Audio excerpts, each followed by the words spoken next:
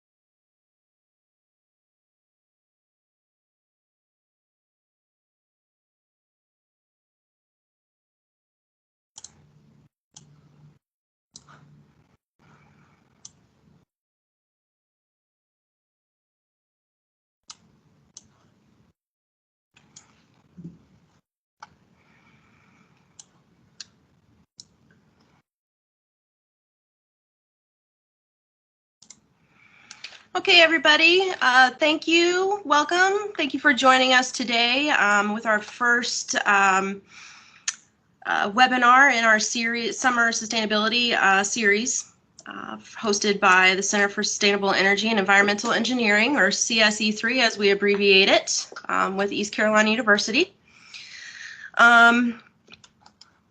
We also proudly sponsor this event today. The center is sponsoring us, to start off this mission of bringing sustainability to businesses, industry, anyone who will listen, really.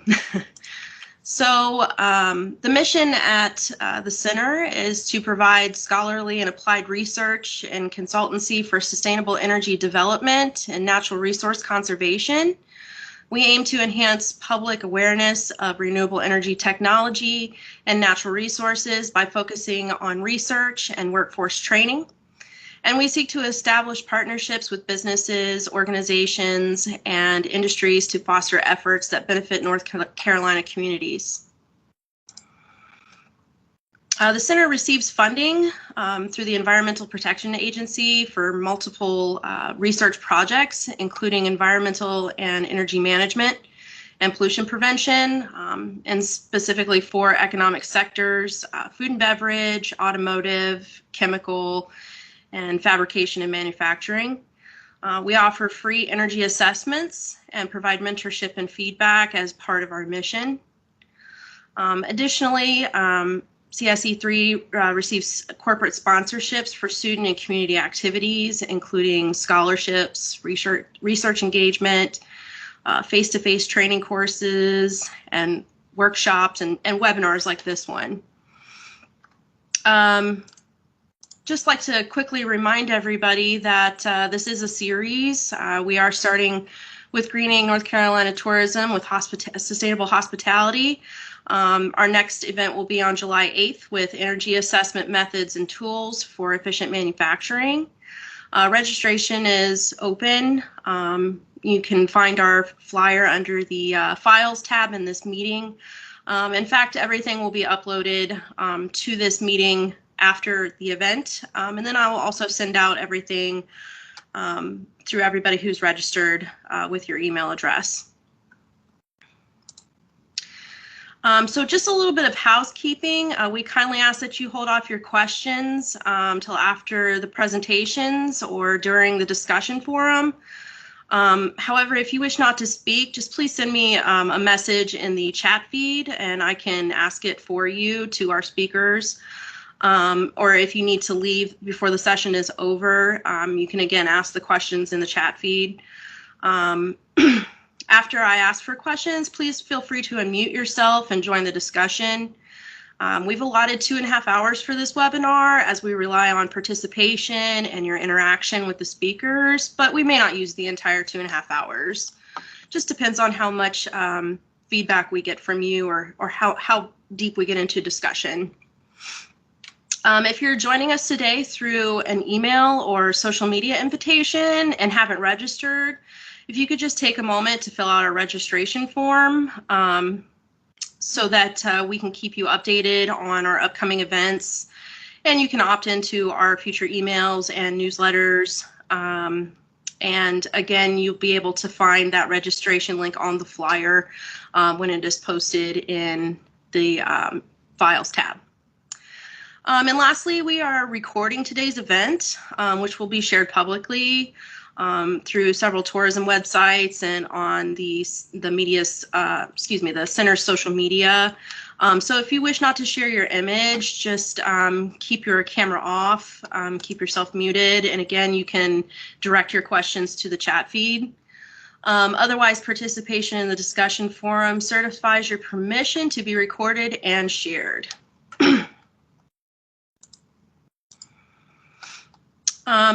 Before I introduce our speakers, does anybody have any questions? Okie dokie, we'll just move right along. So today we are very fortunate to have Tom Rhodes as our keynote speaker. As part of the North Carolina Department of Environmental Quality since 1999, Tom provides technical assistance to businesses, industries, and institutions.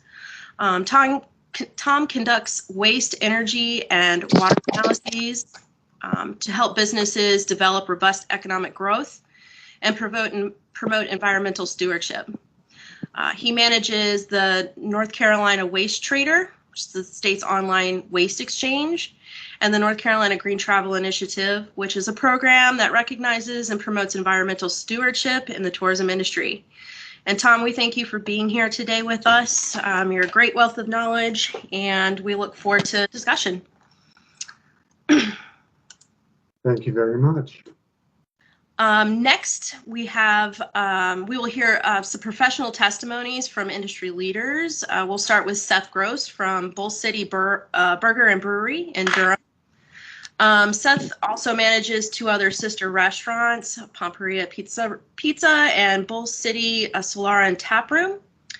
In December of 2018, Business North Carolina featured Seth in an article highlighting local food distributor relationships. And as a chef and sommelier and brewmaster, Seth brings a wealth of knowledge to the food service industry, and we're very grateful for him today. He's cutting a piece of time out for us while he is busy at work. So Seth, we appreciate you. Thank you. Pleasure to be here. Then we will hear from Dean. And Dean, I'm sorry, I know you told me how to pronounce your last name, but that has been a while now, so I may be butchering it. Quadir, I'm not Quadir. sure. There it is. Thank you, Dean. He is from Persimmons, a waterfront restaurant in Newbern. Some of you may be familiar.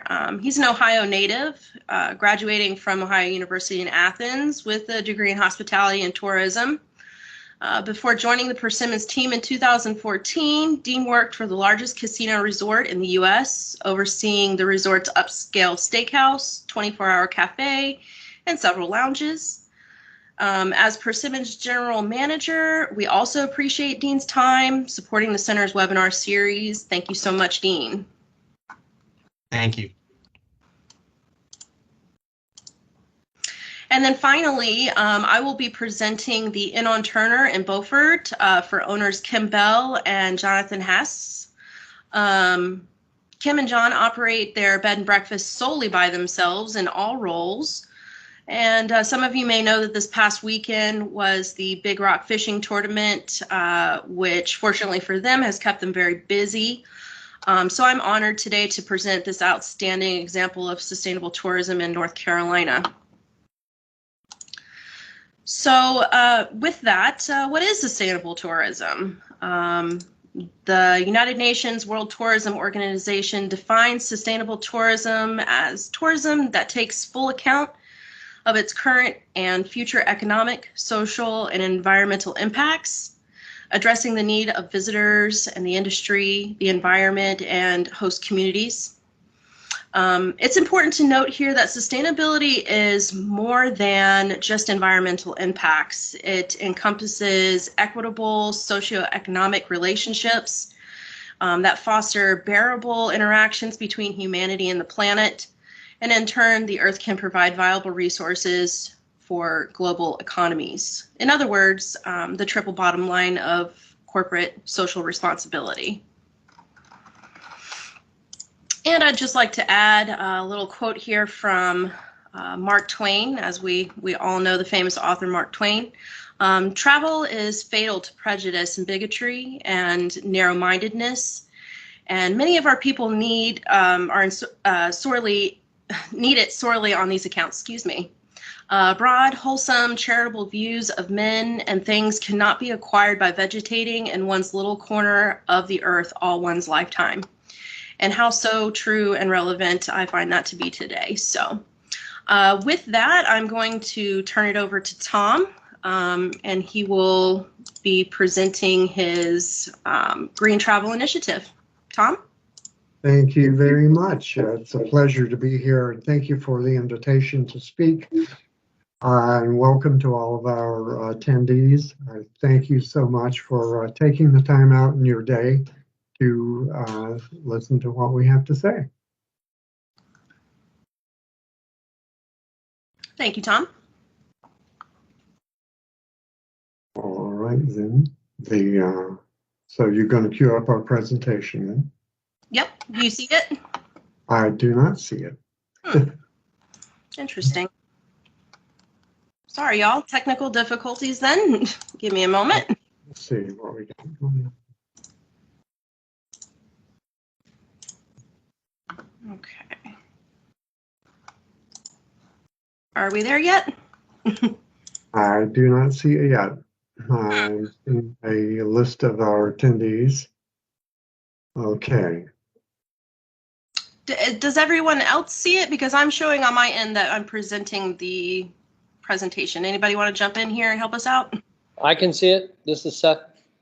Okay. Okay. Well, perhaps, I cannot see it on my end. Yeah, I'm not able to see it. see what I can do.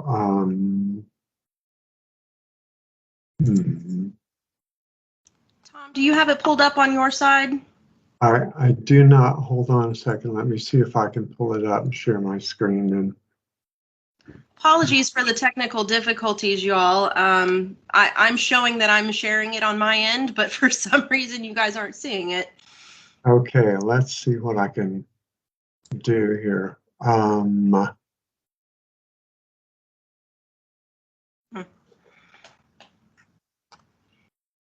Okay.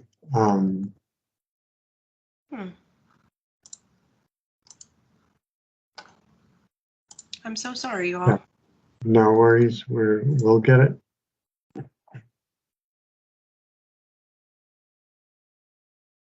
Let's see. I'm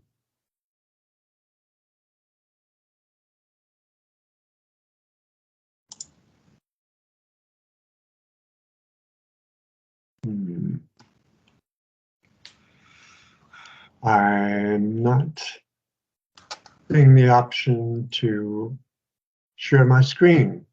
Okay. Okay. Oh goodness, this is our first in the series, y'all. There's always some technical difficulties that come with the first one. Mhm. That's all I can say. Okay. Okay, here we go. Let's see. Oh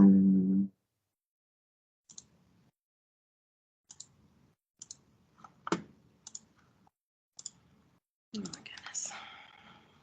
Okay.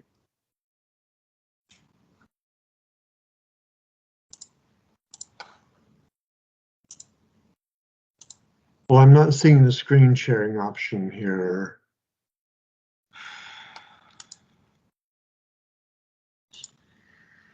Goodness gracious. Tom, on my side, it's a little up button next to the red leave button. Yeah, I've clicked it several times and nothing's happening. Okay, suppose we do this in tandem. I have it up on my screen, and if everybody else can see it, I can click through and through mine, and can everybody see the presentation, the home screen? Not. I've got somebody over here trying to give me some help here, but for some reason, I'm so sorry, y'all. Please just bear with us here. Okay. Maybe. I had him as a presenter. Okay, I'm sorry, Tom. There we go. Make a presenter. You should have the option now. Okay. Okay, Tom, can you share now? There we go. Oh, I'm so sorry, y'all. Thank you so much. Okay, Tom, you take it away. now, oh, wait a minute. I think I've left. Oh, You're down here at the bottom. I see you down here at the bottom, and I see your presentation on the main screen. okay. And people are telling me they can see it.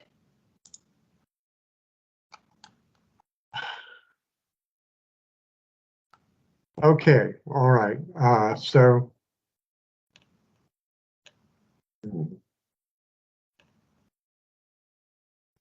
There you well. Okay, was it? Okay, hold on. Let me go back.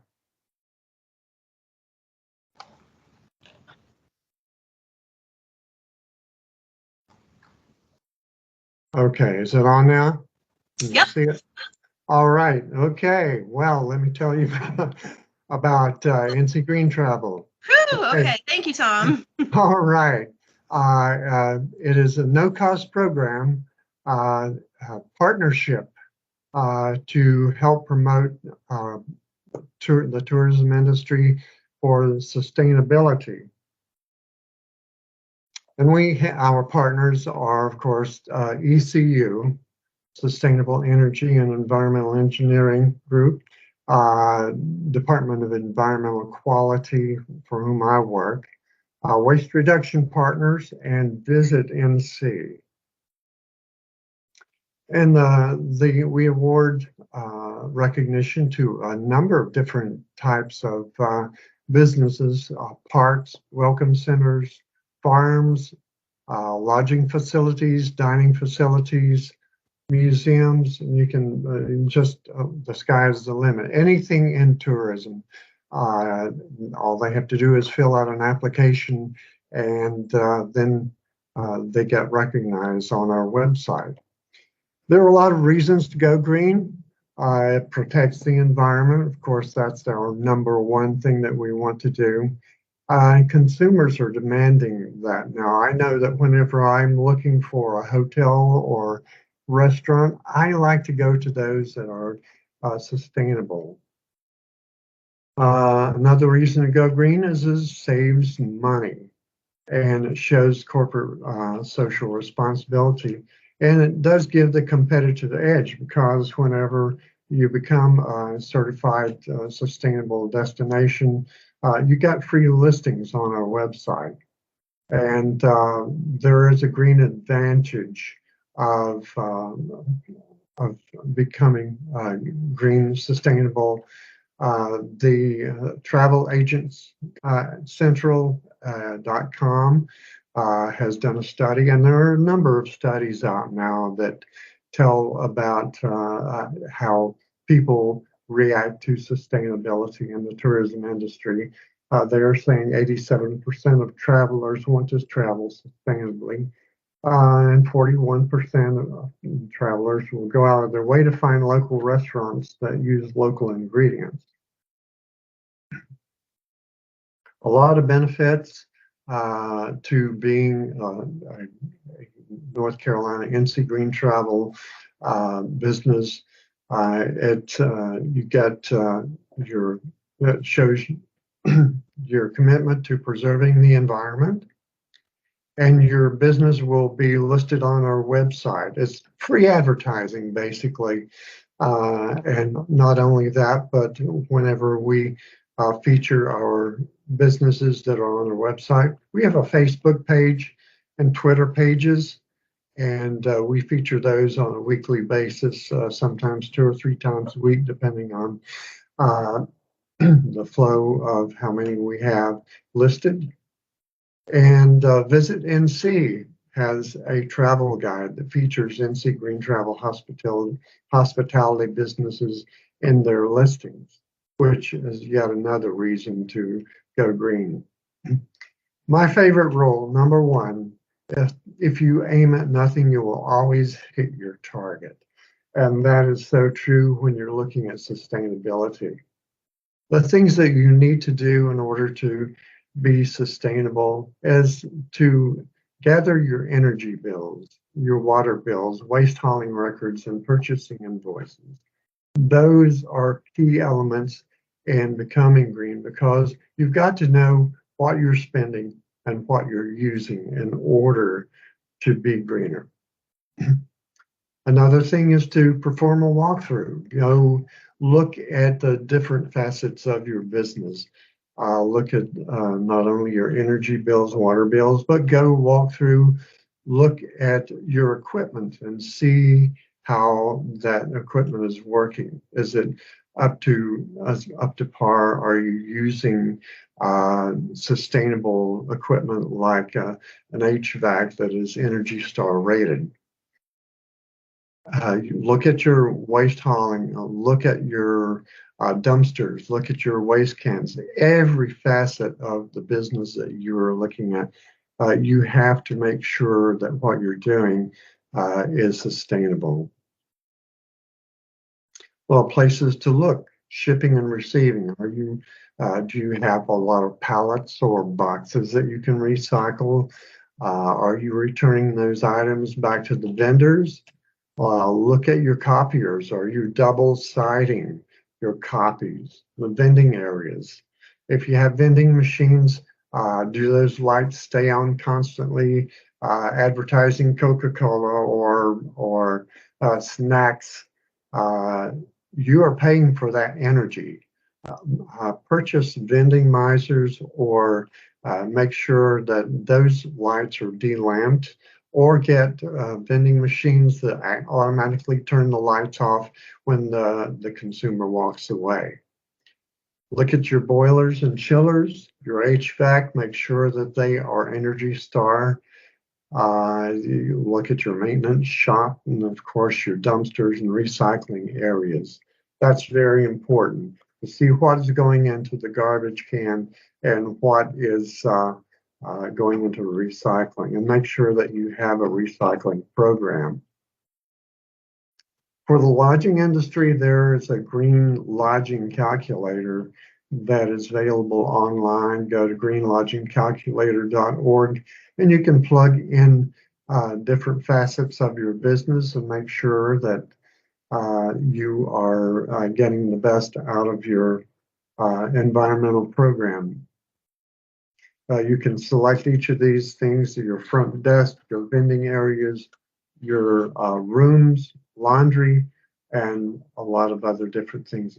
And then you can come up with metrics on how you can save money and protect the environment. EPA has a water sense calculator that's excellent. Go down on the left-hand side to the commercial buildings, click on that, and you can calculate your water savings by doing certain things, installing low flow fittings, and other things like that. Waste Reduction Partners did an excellent study, case study with Old Edwards Inn and Spa. They took their assessment team and looked at the existing energy usage in the facility in order to determine their potential for energy savings. They looked at the spa, the restaurant, they looked at their guest rooms, and what they did was to calculate their square footage of the facility, counted their light bulbs, and calculated how many kilowatts were used per square foot. They developed a plan of action, making cost-effective choices, and figured the amount of time that can be saved. Now, that's something that's very interesting, because you can save a lot of money in calculating your time and developing metrics for that. You can develop a strategic environmental plan, which is a way to calculate your waste, water, and energy savings and how you're going to approach that. And it's essential in creating a green team for your facility. Make sure that your green team consists of people like management. You have to have a management person there to approve. If you don't have upper management approval of your green program, it's not going to work.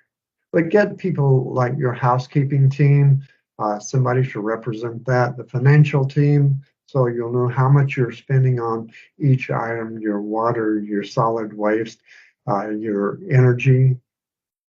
Look at your engineering and maintenance. Have them there, front of the house, people working in back of the house, your restaurant, your groundskeeping, your landscaping is very important. And if necessary, if you like, you can call in a consultant, or you can get one of us from our facility to help you on your green team to make recommendations. Okay, the strategic plan that they set aside was they performed an energy, water, and waste audit, and they replaced incandescent bulbs. Of course, this was back when you could still get incandescent bulbs, but they replaced those with LED bulbs. And they put occupancy sensors in the bathrooms, which is really important because, you know, when you walk in the bathroom, the light comes on. When you leave, the lights go off. So if nobody's in there, your toilets and sinks are not afraid of the dark. So they install recycling bins both front of the house and back of the house for employees and for their guests in their rooms and up front. One thing to consider, look at the ISO 14001 protocol. That is a really wonderful program that you can use to develop what you're using, what you're doing with those materials, like say batteries or your computers, or are you turning your computers off at night?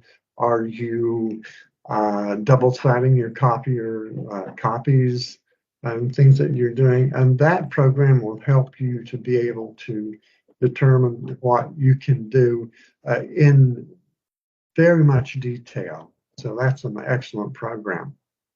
Here's what I was mentioning earlier, labor savings. A lot of people don't calculate this and when they're doing their calculations for the savings, but they can save a lot of money.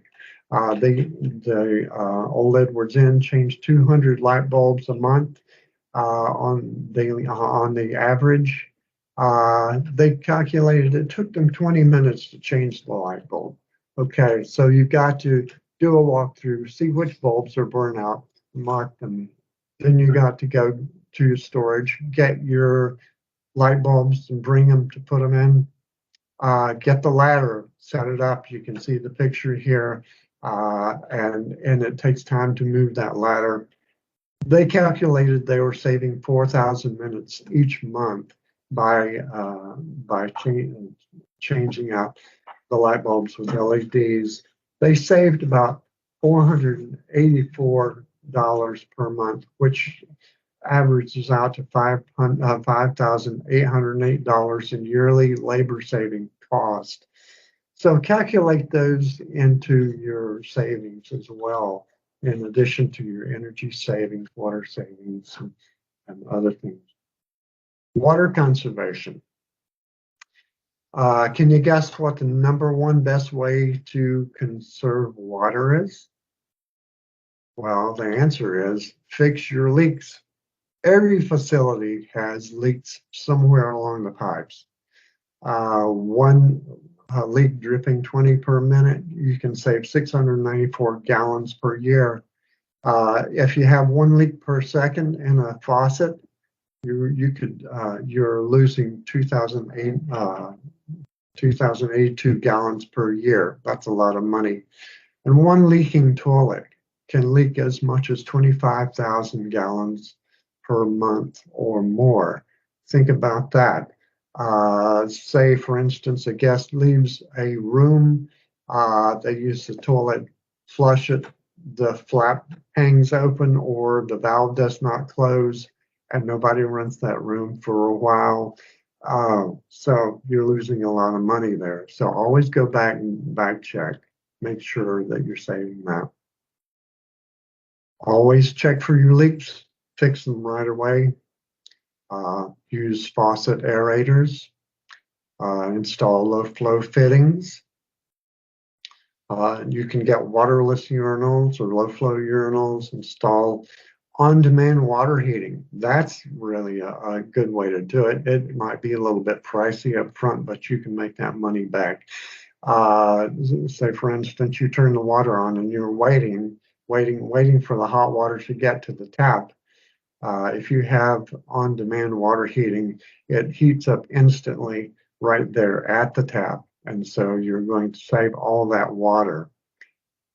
As always, monitor your water use. Make sure that you're following those metrics on your spreadsheet.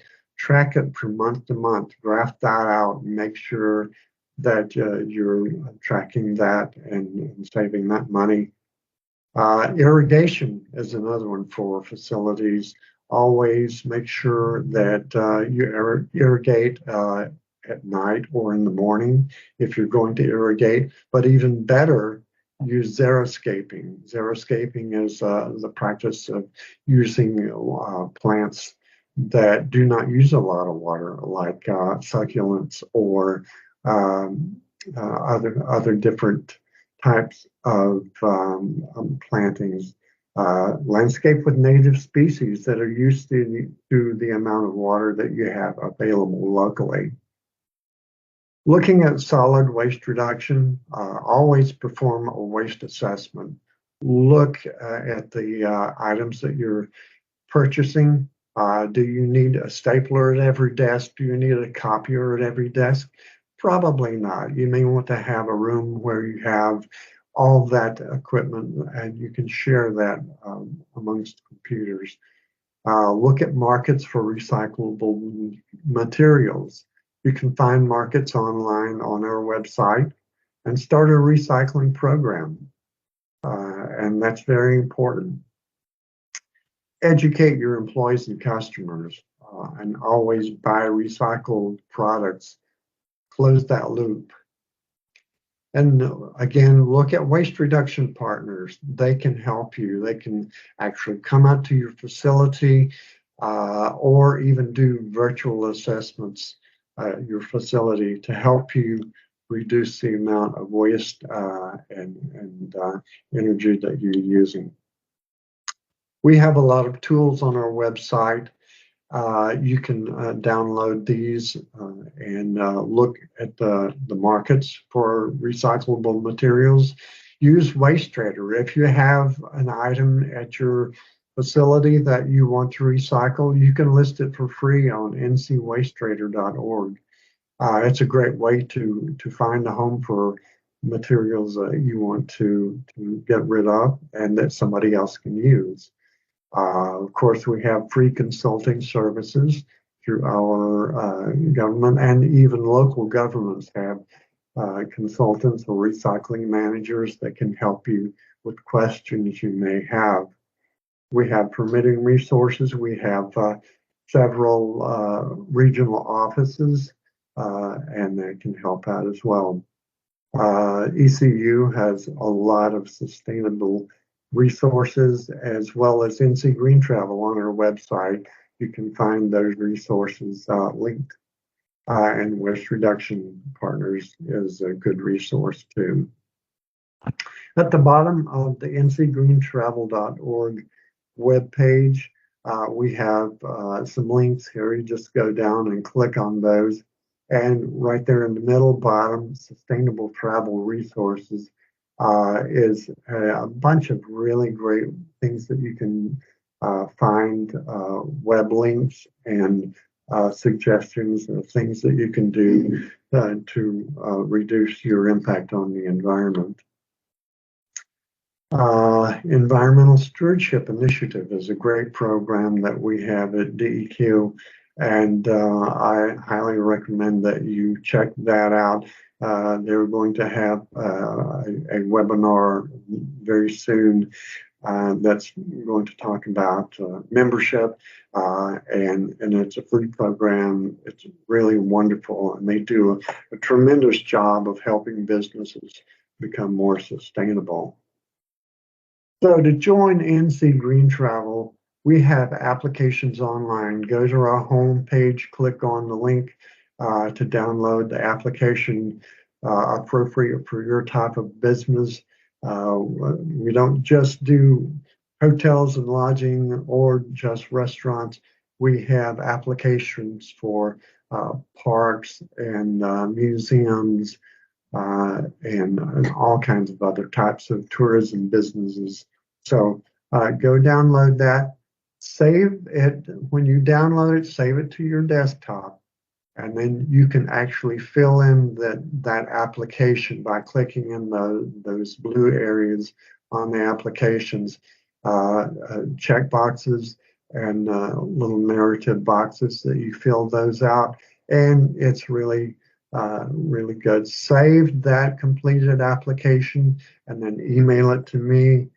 And this is our website to get that. You get applications. Give me a call if you have any problems. There's my number, 919-707-8140. And you can send me an email at tom.rhodes@ncdiener.gov.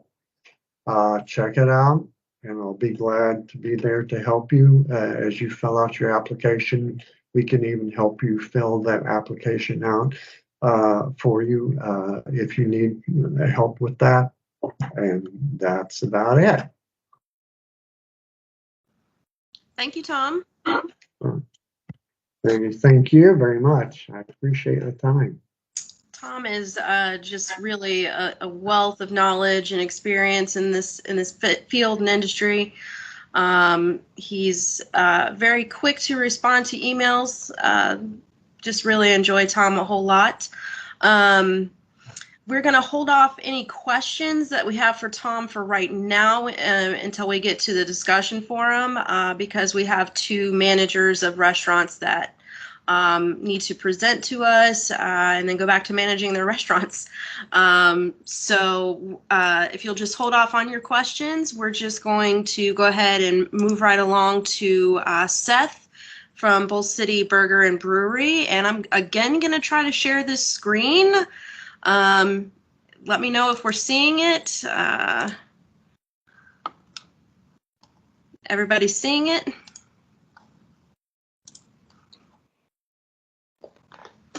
I can see it. This is Seth. Okay, great. Thank you, Seth. You can just go right ahead. All right, fantastic. Thanks, Tom, for kicking this off. I've known Tom for quite a few years now, and I really like the program. And we're definitely a part of it, and we've been certified, and I appreciate all that Tom does to keep that program going. So everything I'm going to talk about today really has sort of a preface here and just saying a lot of this was pre-COVID. And I think a valuable lesson in sustainability, especially in our restaurants, is that being sustainable costs money. It does take there is an expense to that. Not everything does, of course. I mean, a lot of it is very simple things like recycling and what have you. But a lot of what we did, we had to suspend during COVID as incomes dwindled, the ability to pay for compost and a lot of the resources, really, we had to make some really tough decisions. So I'm going to have my talk a little bit about what it was like pre-COVID, and our goal is to get back to that and do even better at some point soon. All right, so here we go. I'm going to start with next slide, please. Seth, if you'll hold on just a second, I've got people telling me they can't see it on their ends. Okay. Are you actually able to share? I made you a presenter. Can you share yourself? I'm so sorry. That's all right. Let me fire up my. I do apologize, you all. I'm not really sure why you're not seeing it. Like some of you are seeing it and some of you aren't seeing it, and I'm not really sure why. So, is it because? Hold on, I'm getting it loaded. Tarek said that he couldn't see it. Yeah. Let's see here.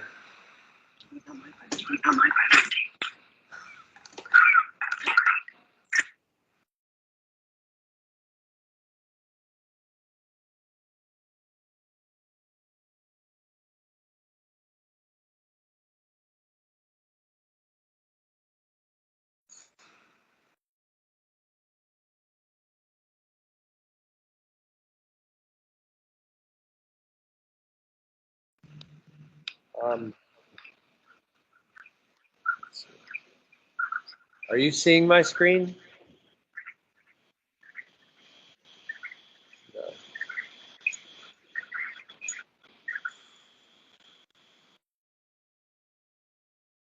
I can't hear anybody now if you're talking to me. But. I'm so sorry. I was muted. I apologize. My goodness. Can you see my screen right now? I see you. Sharing it again. I'm gonna try sharing one more No, time. tell him to start sharing. Oh, Because you were sharing before. okay. I'm so sorry. Oh my God. Okay. Can you try sharing one more time? It says open share tray, and then what do I do? Be able to just click I don't see a like how to share. share. I made him a presenter. Yeah. I'm so sorry, you all. This is crazy technology, you know. You should be able to just click the screen. I don't know what's going on.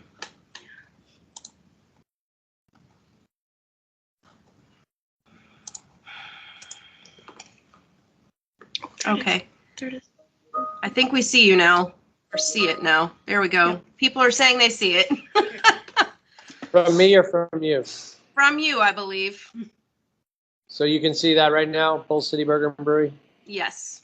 Sustainability. All right, so here we go. All right, that should be a slide if everyone can see it. You should see beer and beer tanks. Everyone can see that? Anyone? Sorry, Seth. I'm still seeing your first slide right now. Hmm.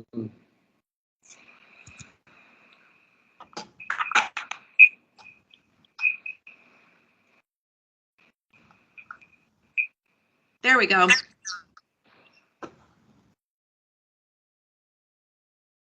Seeing that? Beer? Yep. Yes. All right, everyone see beer. Great. If you can see beer, you're doing great. If you had one in front of you, you're doing even better. All right. So Bull City Burger and Brewery started 10 years ago. So if you can all try to go back in time a little bit, some of the things I want to talk about at that time were pretty novel and sort of people weren't really doing it. To talk about LED light bulbs today, you know, you kind of get the eye roll of, well, everybody's doing that. But when I started Bull City Burger and Brewery, I really wanted to use our business as a force for good. And that's part of our B Corp certification, which we had until 2020. And again, with COVID, because it is an expensive certification, I chose that I wasn't going to recertify and use the money to make sure I could continue to pay employees. So I'm supposed to say that we are no longer a certified B Corporation, using our business as a force for good. We're about people, planet, and profit in that order, the 3 Ps, triple bottom line. And since day one, 10 years ago, that has always been the mission of what we're about. Someday I will hope to recertify, maybe, we'll see.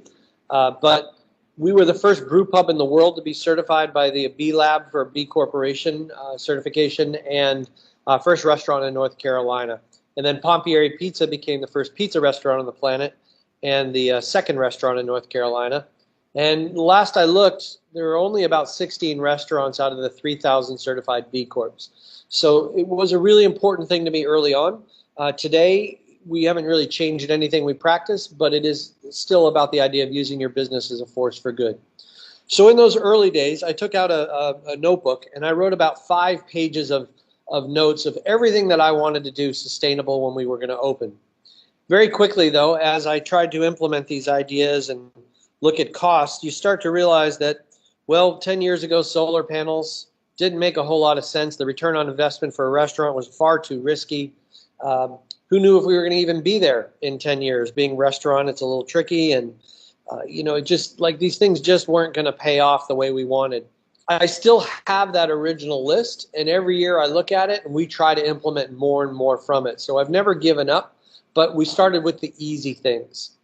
So today I want to talk about renewable building materials and how we did the restaurant, then our food sourcing, a little bit about our equipment, how we handle waste, and then sort of the culture that is throughout the restaurants. So the first thing about our restaurants is when we started that construction process, it was about reduce, reuse, recycle, and trying to do as much as we could to take materials that were already in place that were going through demolition, or materials that were going to be thrown out, maybe at contractors' places, anything we could find that we felt could be repurposed. When you come into our restaurant, you'll notice the bamboo countertop. That is, bamboo is a grass. It is a wonderful renewable resource, but it is a solid bamboo bar. At that time, it was pretty revolutionary. You know, people weren't doing that. All of our tables were custom built for the restaurant, and this is a picture of one of the tables. This was a smokehouse. The wood was a smokehouse built in 1890. It is pine, and we had a guy named Roger Dinger, clever name. His company is called Reinbarnation, where he would take old barns, reclaim the wood, pull the nails out, fill in the holes, and build furniture. And so we had Roger build all of our tables, and every table is a different wood, different pattern, and unique, and they all have these little ID plates to explain about where the tables came from. All of our counters in the restaurant are made from paper stone. If you're not familiar with this product, it is recycled paper with a low VOC resin that is as strong as stone. If you try to put a screw into it it will literally snap the screw in half if you don't pre-drill the hole. It is incredibly durable. It is water resistant. It was an ideal for a back bar in some of our counters, as you have a lot of beer spilling and drinks and things like that. And we love the paper stone. Again, this was very new product 10 years ago, and one of those things that we brought in to try to be more sustainable, and you didn't really see a whole lot of it now. And then if you go into our semi-private dining room, you'll see all these butcher block tables. They were actually lab benches from a high school that were being thrown in a dumpster. And I mean, it was beautiful 2-inch thick butcher block that, yeah, it had some burn marks from being in a lab and a few screws in them and what have you, but we sanded them down, cut them up into little tables to make 2-top and 4-top tables for the restaurant. And that became kind of a unique look for that semi-private dining room. So as you go around our restaurant, everything in the restaurant has a story to it. All the materials, why they were built, they were, where they came from, everything that was reclaimed and recycled. And that was a big part of how we started. One of the things I like to preach is if you want to make a big difference in your environment, start with how you eat. Fortunately for most of us, not everyone on the planet, but for most of us probably here in the Triangle area, we eat probably 3 times a day or more. And if you want to make a big change in the environment, looking at where that food comes from and how it's sourced can have a huge impact on everything in your environment. If you insist on eating pineapple year round, you know, you have to think, well, that's being flown in from Hawaii. Where is that coming from? You know, some things make sense. Obviously, you know, I love my cup of coffee in the morning, but there isn't really Durham grown coffee. There is Durham roasted coffee, but I think you have to be smart about where you get things and also think about seasonality. We have grown up now for several decades thinking that all food should be available all the time, but that's actually not how food really works. And we use tomatoes as an example to kind of make that statement. In our restaurant, tomatoes are only available from roughly the end of May until October because that's when I can get them locally grown and they're not in a hot house where they're using fossil fuels to heat it so that they can extend that growing season. So in January, if you come in and you want a tomato on your burger, we tell people, I'm sorry, we don't have that. The closest thing right now is ketchup. The thing is, you know, people get real upset about that. And it wasn't to make people upset, but it was to raise awareness. And one of the number one comments we get from people is, but I just saw them at Whole Foods. Why don't you have them? And you kind of have to politely explain, well, did you notice that at Whole Foods they were being flown in from South America or coming from California? To me, that's not very sustainable. And even though they are maybe grown in California, let's face it, they're hard, they're mealy, they don't taste very good. If you are really loving tomatoes, you know that come July in North Carolina, we have some of the best tomatoes on the planet. If you grow them in your backyard, we look to the summer for beautiful, delicious tomatoes. So we use that as an example of how to be more sustainable with just how you eat. So in our restaurants, we make everything from scratch. We want to know where our food comes from. In our restaurants, we only use pastured meats. That means cows in pastures, pigs in pasture, no added hormones, no antibiotics at all. That's really important to me. I will close Bull City Burger before I will ever allow corn-fed beef to come through our doors. And let me just be clear with everybody. I think in America we eat too much meat. I own a burger restaurant. I'm not here to tell you to eat meat every day. In America, normal meat eating seems to be some sort of, you know, sausage or bacon for breakfast, a burger or a chicken sandwich for dinner, and then you come home to a pot roast. That's 3 meals, 3 meats every day. No one else on the planet eats like that. So all of our beef is grass-fed. And our mantra has always been, don't eat meat every day, but when you do, eat higher quality, less quantity. So if you want to eat meat, I have no problem with that, but maybe try to limit your meat to a couple times a week or a couple times a month, whatever suits your budget. Grass-fed beef is more expensive. It's typically 3 to 4 times the cost of corn-fed beef. And the irony is that people say to me all the time, well, I'd eat more grass-fed beef, I just can't afford to. And I always kind of turn that back around and I say, that's because you're eating meat every day. If you only ate 3 burgers a week and By the way, please come to Bull City at least 1 or 2 of those burgers every week. We need you. But if you're only eating some meat a few times a week, you can really afford to eat much higher quality meat or pork or chicken or whatever it is. So look at the food you're eating to make an impact. Local ingredients make a big difference. It churns money locally. You know the farmers that are growing that stuff. Again, yes, it is more expensive, but it's about quality over quantity. We eat giant portions. We eat a lot of meat. That is not normal eating. We really need to get back to thinking about where our food comes from and how we source it. So we typically make things from scratch so we know how it's made. We feature things like Puck's All Natural Sodas. It's still family owned. They're made with cane sugar, no high fructose corn syrup, natural flavorings. There's no preservatives in our sodas. We're really into looking at everything we do and how it can be better for the planet, better for our employees, better for our customers. Good example is how we source our items like the peanut oil. So when we first started, we bought standard peanut oil for frying. And one day I was looking at the box, and I just kind of assumed peanut oil has peanut oil in it and nothing else. But lo and behold, there were these 2 long chemical names that I couldn't pronounce in there. So I started looking them up and researching this. And it turns out one of them is an anti-foaming agent. And I guess that's a safety issue that they want to make sure that when you're frying, it doesn't boil over and someone gets burned. So that's a tough one to get away from. We don't want anyone getting hurt. But the other one was a preservative, and I looked this chemical up, and it turns out it's a known carcinogen. And I kind of thought to myself, well, why am I eating that? And I asked the company about, why are you putting this in there? And they said, well, it's because we don't want the peanut oil to go bad, and it's a antioxidant. It's going to keep it tasting fresher longer. And I said, well, we change our fryers 3 times a week. I'm not really worried about the peanut oil going bad. Every other day, basically, we're changing to fresh peanut oil because we cook so much. And they said, well, you really don't need it. So I said, how about I buy it and you don't put it in? And I thought it was kind of a big ask. And they said, well, we could actually do that. I mean, it saves them money to not have to put the chemical in there. So we actually got this to happen and become an option for other restaurants to source that peanut oil with their purchases if they wanted to be similar to us. We couldn't get rid of the anti-foaming agent, but at least that wasn't a known carcinogen. So it's little things like that if you look at everything you do and how you source it, you can make a change in your environment and the people around you.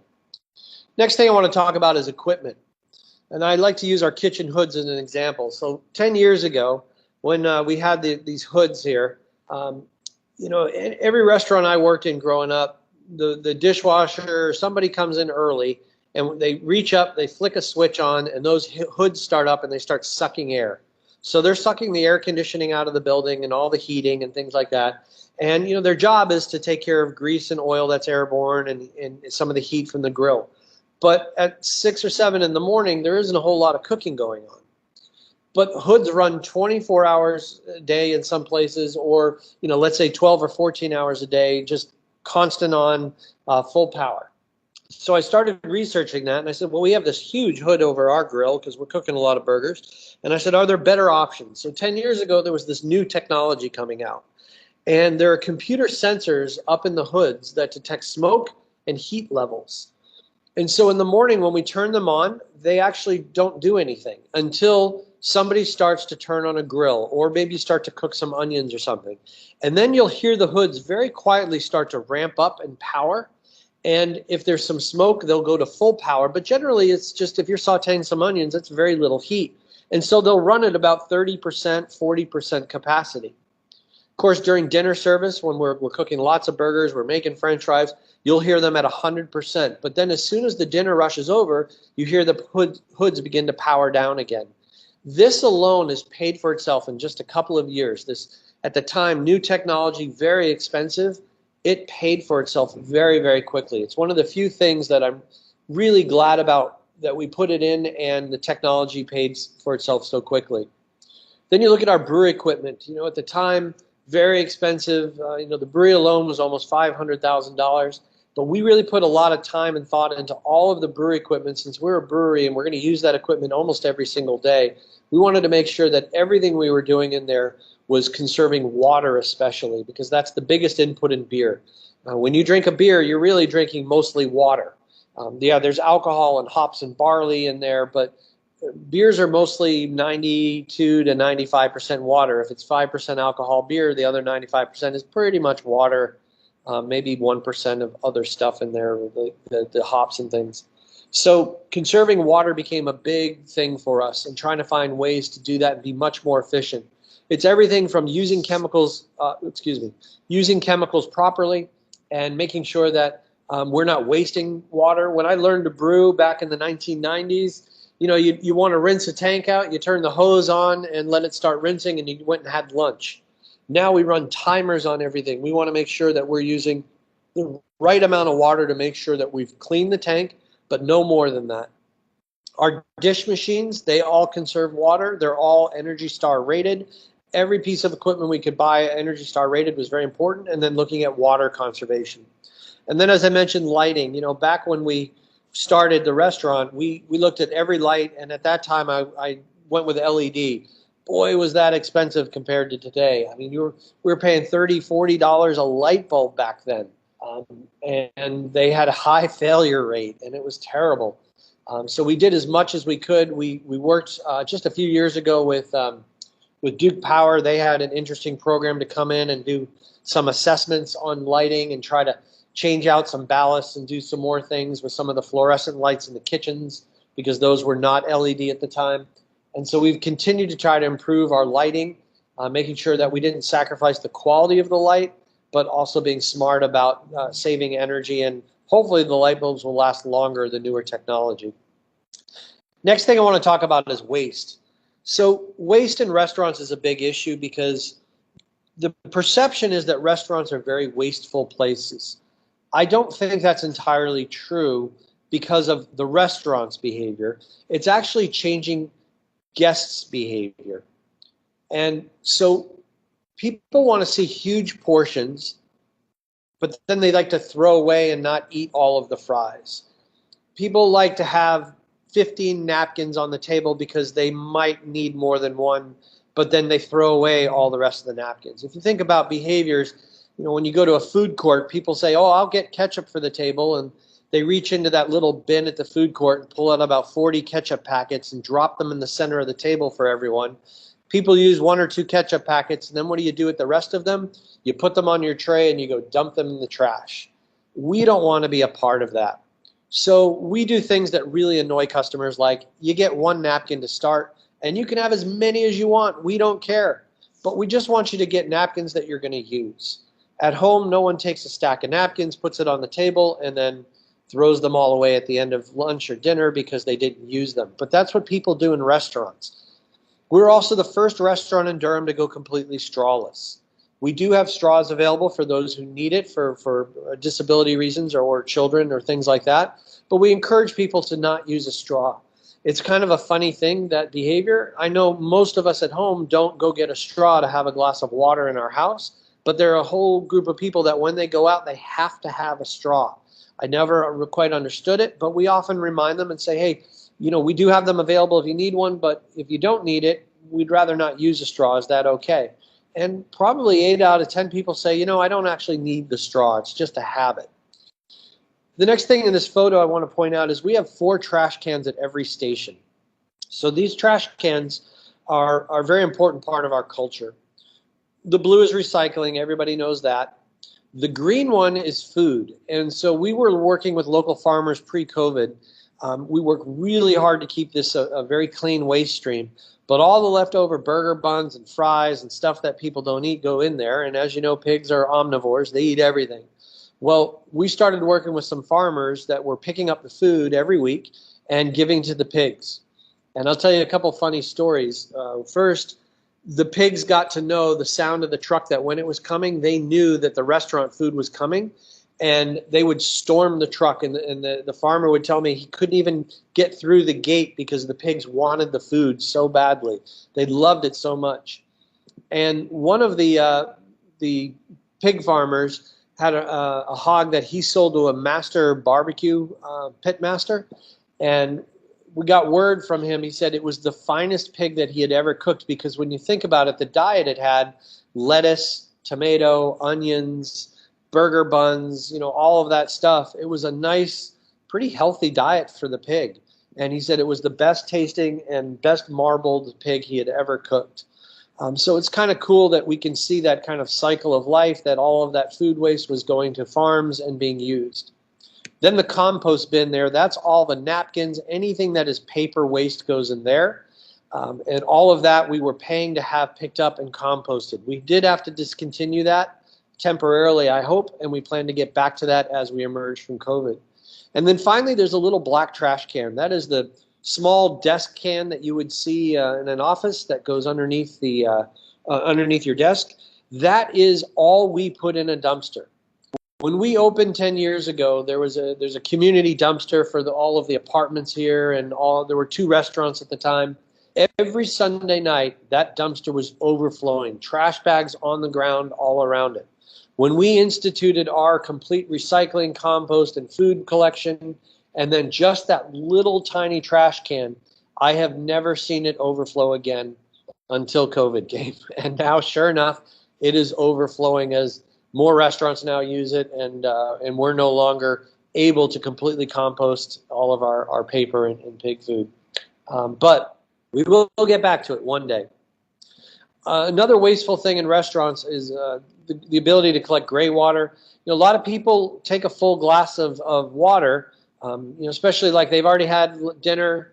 They decide, I'm a little bit thirsty. I'm going to go get another glass of water. And they go fill their glass entirely, take one sip, and then get up and leave. And so we noticed that we had all of these 16-ounce glasses that were full of ice and water left on the tables every day. So we started collecting them in buckets, and we use that to water all of our gardens now. We also have rain barrels from our pavilion that's outside, and we make sure that all of the rain barrels, we use that water for all of our gardens. We try to use very little actual city water to try to water our gardens as much as is possible. And then, of course, we encourage a lot of finger licking. It's a great way to save on napkins and make sure that people get every last bite. Last thing I want to talk about, I think it's our last, maybe not, is a little bit about our culture. So teaching staff about sustainability is very important. We never want to preach. We never want to make anybody feel bad if they aren't doing something. But it starts with our staff and teaching them about the culture, about why we recycle, why we reduce things. Here's 2 of our brewers out in the back there. We grow a lot of our hops. There's jalapenos in there.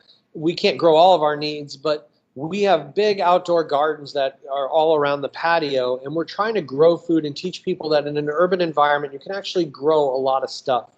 And there's 2 buckets there full of hops. So every year we're able to brew 1 batch of beer with our own backyard hops. We call it Bountiful Backyard Ale. And this kind of teaching with the staff is really powerful. Explain to them why we only do grass-fed beef and why it's important to make the compost stream clean and the food waste stream and recycle. It carries over into their houses and them talking to other people and the customers and why we do things. So it's really a great way to teach and educate. We've also adopted all of the rainwater storm drains around the restaurants, and the staff has been pretty clever in naming them. They've got some very, very funny names, but our job is to just kind of monitor them, make sure that we don't see a lot of trash going down into the storm water.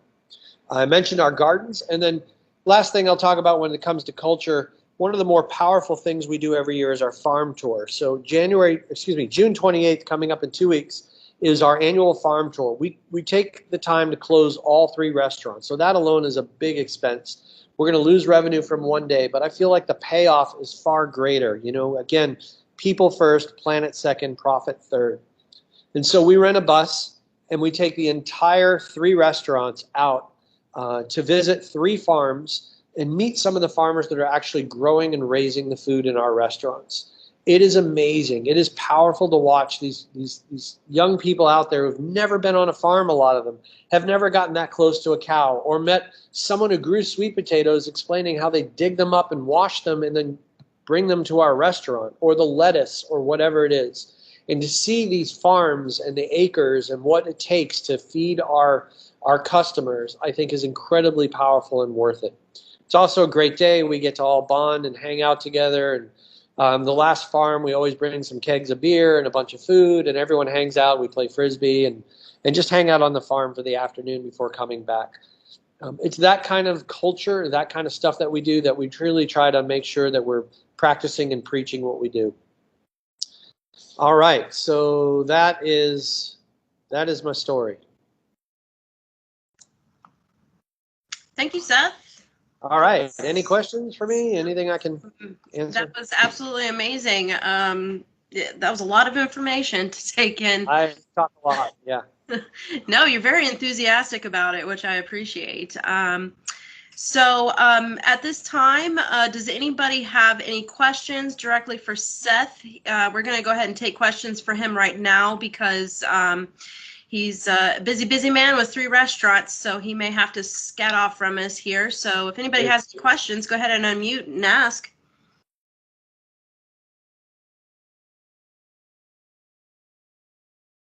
All right. Okay. I was thorough. You definitely were thorough. I would just like to mention to everybody that I have uploaded all the presentations under the Files tab. If you're having trouble viewing any of these presentations, but I also have somebody mentioning that I need to give them access, so please just bear with me as I'm learning this technology in real time right now. If I can't get them to you now, I will definitely email them to everybody in attendance so that you will have everybody's presentation from today. So I do apologize about that. Otherwise, Seth, we very much appreciate you joining us today and everything that you've shared with us today. Absolutely. Come have a burger with us and a beer. We'd love to see it. Is the tarantula burger a real thing? It is a real thing. It's available in April only. And yeah, that was about teaching people how food is different around the world and what is normal.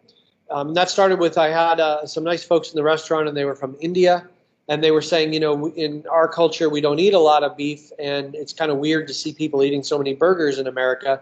And that got me thinking about how a lot of different countries, what is normal and what isn't. So we instituted Exotic Meat Month every April, where we make burgers out of just about anything. It's all with a purpose, and we have alligator, iguana, tarantula on top of a burger. We do elk, reindeer, caribou, turtle. So what's weird to some people is normal to others, and vice versa. Very Very true. popular month. Yes. Very, very All true. right. Thank you so everybody. much, Seth. Take care, everybody. Bye-bye. Bye. Okay, y'all. Then we'll go ahead and move on to our next presenter. I'm going to ask Dean to go ahead and pop in here and see if he can share his screen since I'm not having much luck on my side. We'll just go ahead and bypass all that and I'll give it over to Dean. Good job. Yes. Let me just make sure I've got this. Are you able to see I can the see. presentation? Or you can see, okay, great. Awesome. Well, thank you for having me. A lot of experiences with Seth. As much good and as exciting and fun as it can be, there certainly is a balance, and there's a lot of concessions made. I want to speak to Persimmons' experiences with that, some of the technology and uses that we've done. But I do want to first start off by saying that not just with COVID, but Florence has kind of pushed us a great deal in we're hoping to kind of return to eventually. But I'm going to go back and speak to the design now. And you guys can see that first slide. Is it in the right mode? We see the presenter mode. Let's see. Is the What I do slide? What I do is go to display settings and swap screens. Let's see here. And Up at the top, show taskbar display How I'm using- settings.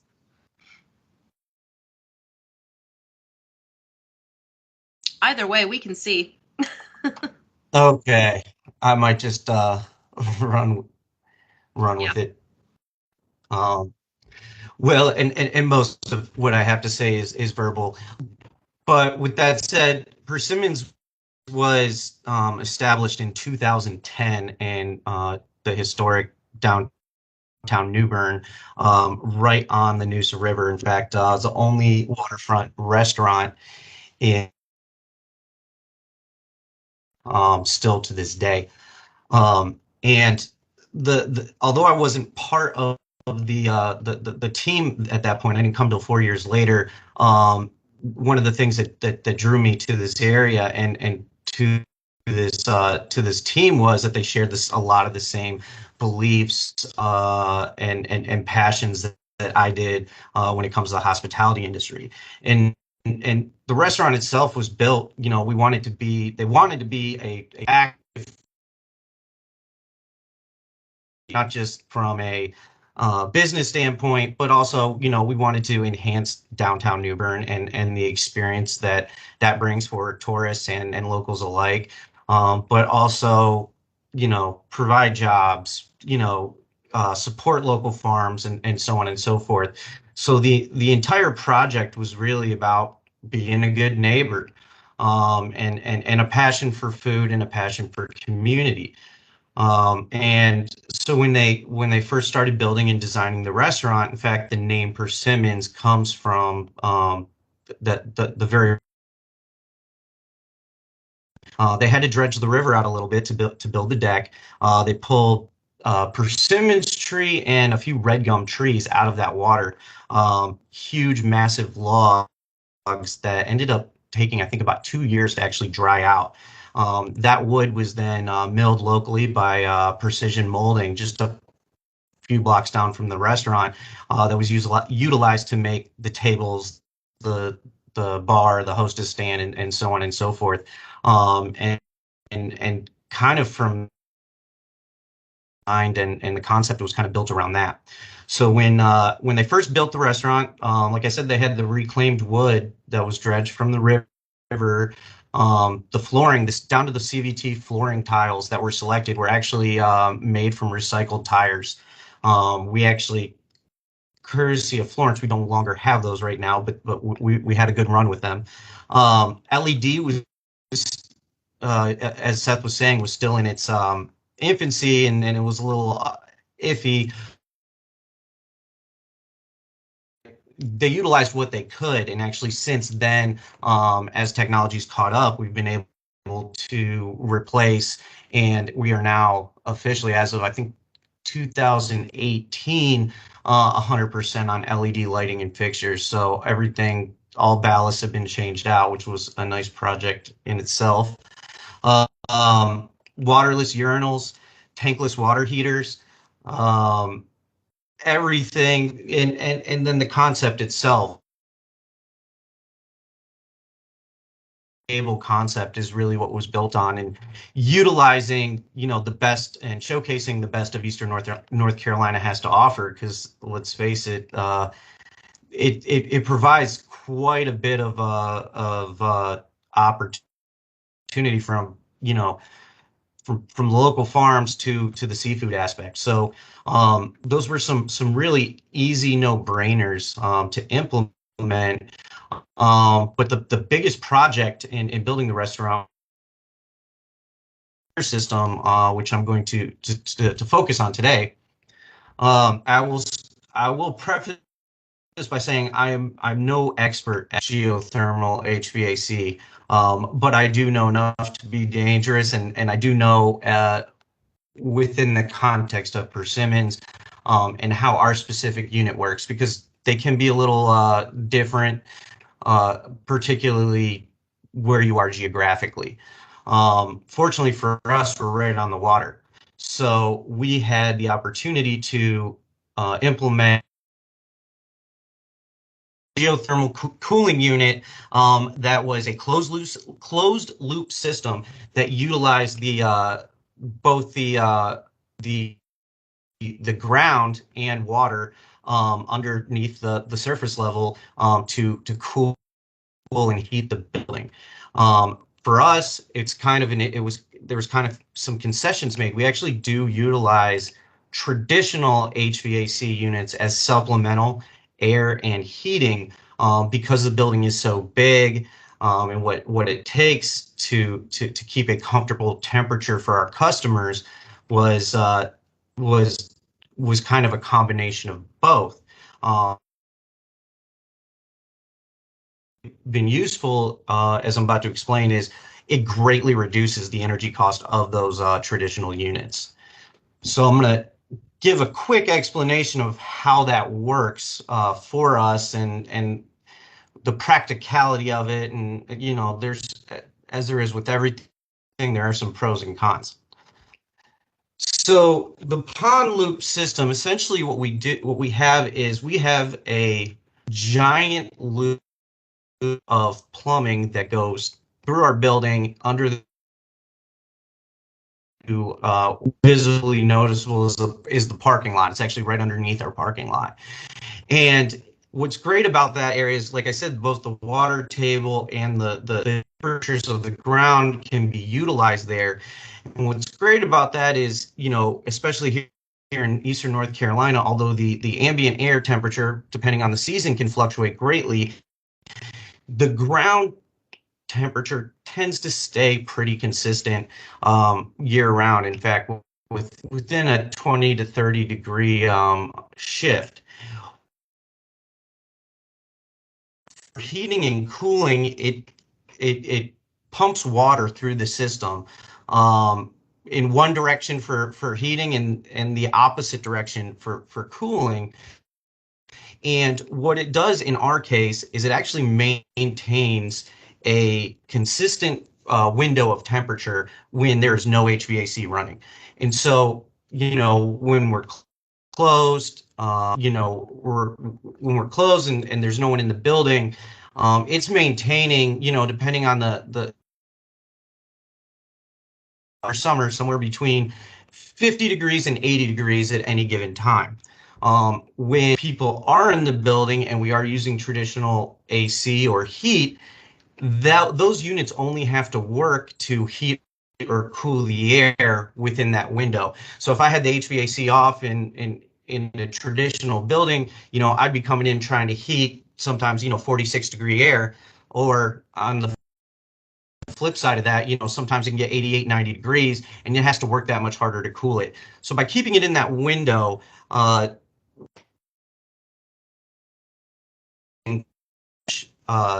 energy, or, you know, the freon from the traditional units, as much as we're minimizing and mitigating it as much as possible. And that has been, I think, initially what we calculated, because we always started with the system, so I didn't have bills to compare it. But I think and don't quote me on this, was about $45,000 investment.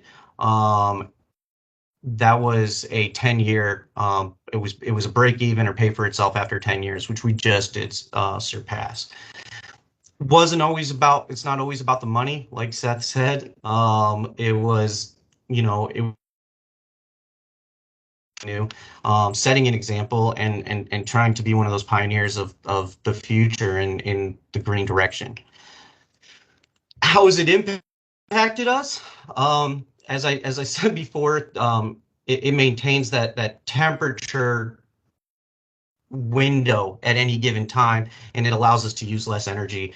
But the other thing too is, as you know, freon's what is called a greenhouse gas. The less we use, the better off we are. So are we 100%? Not, but it has greatly reduced our usage compared to traditional methods.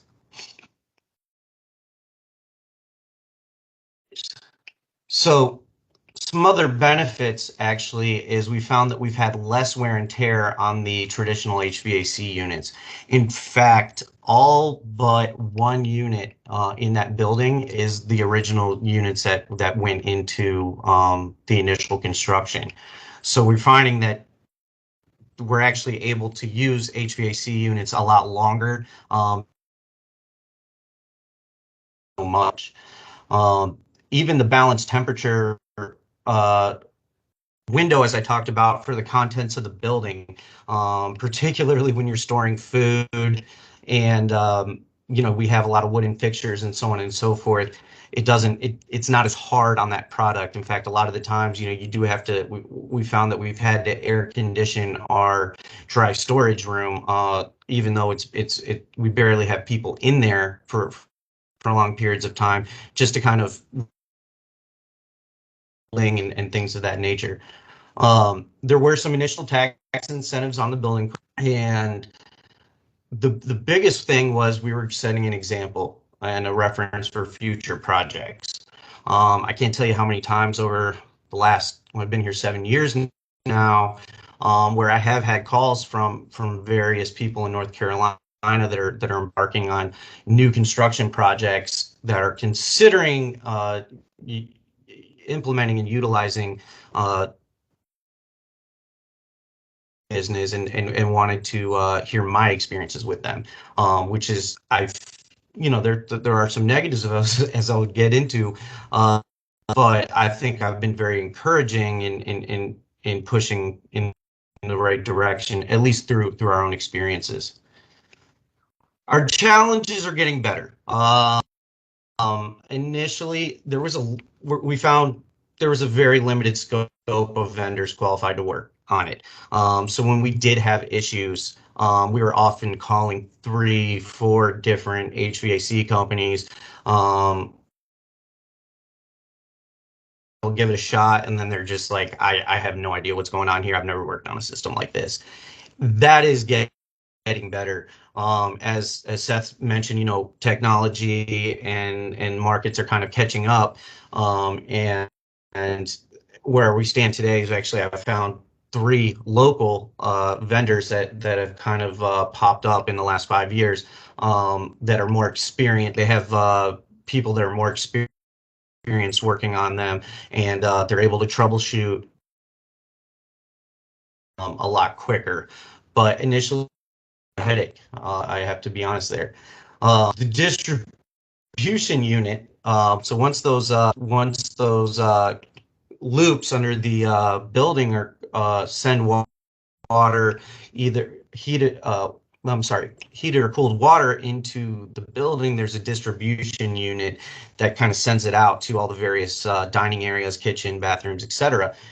That is a very large unit. My understanding,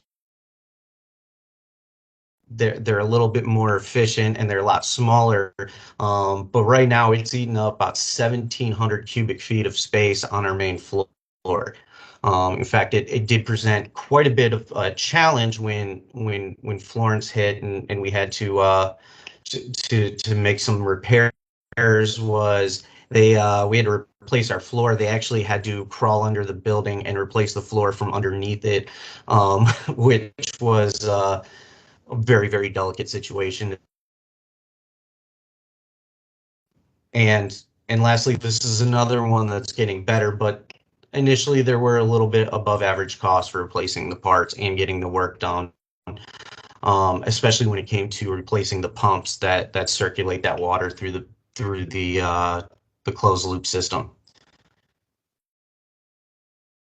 So the operational impacts, and factors that we've had to acknowledge and kind of work with, all environmentally friendly aspects are appreciated by customers. We've learned that. We've had to, HVAC, for example, with geothermal unit just in the last 2 weeks, we've had a little bit of trouble with it. I've seen that trouble trickle down to, the social media platforms with reviews and not that. A little hotter in the dining room than people would have cared to. Again, it rarely ever gets over 80 degrees because of the unit, but it's not always very comfortable. Interesting, we have a very large outdoor dining deck as well which, people are a lot more forgiving about the heat out there than they are inside, which is understandable. But we did have, when it comes to the concept as a whole, we found a lot of what we were doing was very, very practical. It was great for, our energy consumption. It was great for our community. It was, and environmentally speaking, but it wasn't really getting appreciated by customers. The two biggest factors Seth covered in his presentation: tomatoes and straws.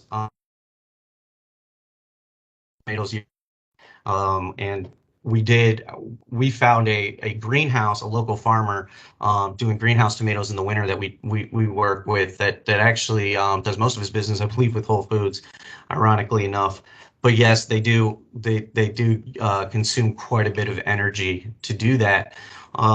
But we found ourselves constantly at odds with the public when it came to some of the measures that we were concessions. Obviously, it's been very challenging scenarios when something breaks down. Everything's great when everything's working, but how do we navigate around those things? The practicality of operational needs and meeting the customer's expectation is the biggest challenge that we have in our efforts to continually be sustainable, be environmentally conscious. And although, it's certainly more at the mindset now, is it really appreciated when someone comes in and really all they want is a burger with a tomato on it, or a nice air conditioned dining room? There's a lot of challenges that come in there, and that's where I wanted to share our personal experiences and the lessons that we've learned through this, because it's been a very, very informative 7 years for myself, and 11 years for my partners. You always have to find a balance in the, as you can doesn't mean you should. I've learned that lesson with straws. We've tried a number of different kinds of straws that were not plastic, all of which were received very, very poorly. One of which, a hay straw, which was a really great idea. I mean, you can actually, that's all they were was hay. You can throw them in the river when you're done. But they altered the taste of the drinks. Paper straws also have their limits as well. So we had to switch back to plastic straws. We do offer them on a request basis, and we don't just put them out there. But that's one example where we had to kind of pick and choose our battles, because the long term of it, we also see ourselves as setting an example, not just for restaurants, but like I said, the environmental sustainability of everything. And people can point to your restaurant and point to what you're doing, and point to those success. To have an impact, we need to be in business, and so it's, unfortunately, it's a very delicate balance. I think we have a lot of ways to go, and we have a lot of opportunities, especially as people's opinions and perceptions change. I could tell you, the environmental design and practice is not enough to appeal to the market. And that's something I'm hoping to change. Obviously, you have to have great service, you have to have a great product, but when your environmental beliefs interfere with people's expectations, it's typically a recipe for disaster. And what we do as owners and managers are trying to find that nice balance. We always explore multiple options when it comes time to replace. As technology, just when we first opened, we had tankless water heaters. We actually had to have 3 of them because of the technology at the time. Renai now makes some phenomenal ones. In fact, we just changed those out 2 years ago. And the way the tankless water systems work is they heat water as you need it. It's not maintaining water in a tank at a certain temperature over time, waiting for you to use it. It is an instant usage. And I've found that just the difference in from the tankless that were originally installed to the tankless now, the energy savings are so much better. And so we're always, just because you've been doing it the same way forever, doesn't mean that there's not new options out there.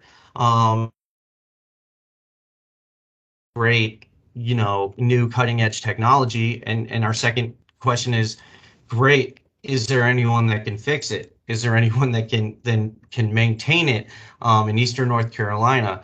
And unfortunately, we've had to kind of steer away from some options there, just the market to catch up to the technology. It's always great, but you need someone to fix it, and you need to be always thinking long term. But the last part is you stand for something, and you need to get your message out there. And like piggyback off of what Seth was saying is the whys are important. The culture of your business, the culture of your staff, everyone needs to be on the same page as to what your mission is. We're very passionate about food. We work with local farmers. We work with local producers. We have farm days. Just excited about what we're doing, but also informed about the merits of what we're doing and how we're doing it. And above all else, it's about being part of our community and being responsible in that regard as well. We try to minimize our waste as much as possible. One of the things we do is we regularly are donating to the RCS Food Kitchen as well as a refugee ministry. Anytime we have something that's going to go bad or I cannot within conjunction to the health department expectations for commercial restaurants, even whether it's, as long as it's still good, I try to find outlets for that food. We have gone in the past to serving hogs and fattening hogs for farmers when we've had that opportunity. With that said, COVID has changed a lot. We've had to switch over. We initially started with linen napkins, and not just linen napkins, but linen towels in the bathrooms, which we've had to kind of switch over to a lot more single-use items than I'd care to admit to you right now, and we're hoping that'll change. Particularly menus is another one where we've been going through a lot of paper. But with that said, it's sustainability to us and being environmentally conscious and being responsible members of our community, that's an ongoing effort. And, you have to continue to change, adapt, the new. But it certainly adds more challenges. But I think it's all worth it in the end, and it's something that I'm passionate about and that everyone around us is. And I hope for most everything. Was there any questions?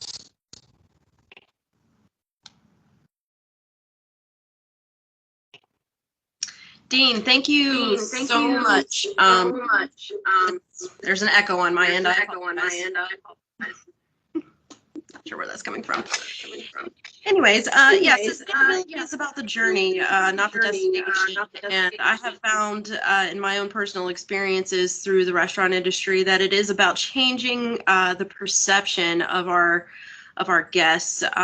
If we can get them on the train to education, to teach them, to just make them aware and help them to understand how sustainability is not only about bettering their environment, their direct environment, but it's about bettering yourself, bettering cultures, bettering for people and profit.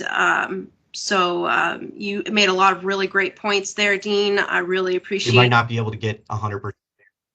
Very true. Very true. Does anyone have any questions for Dean at this point? He may have to take off as well. He may stay with us. If anybody has any questions or wants to jump in here, just jump in.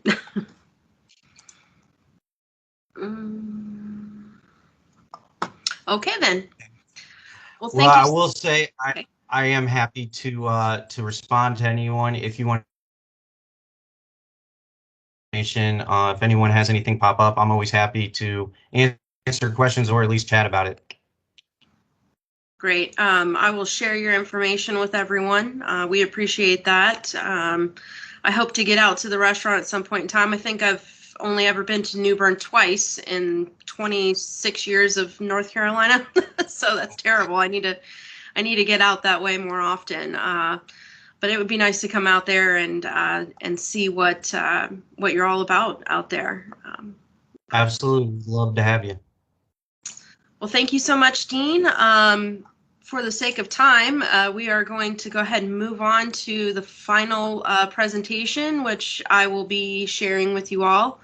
I'm hoping that my screen shares with you all. How are we looking, everyone? Do we see things? Anybody want to pop in there and tell me if we're seeing it? I'm not seeing it. Not seeing it.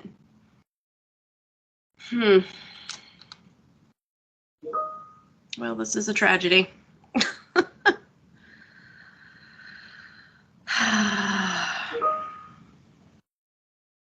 Haley might have to come over and help me again. This is the worst part of it here, y'all. I just don't understand because I'm showing that I'm sharing it, but you guys don't see it, so I don't understand what the problem is this time. Is this your presentation? This is my presentation, and So click the share. yeah, I mean we've got the red box around it here. They're still not seeing it. See it?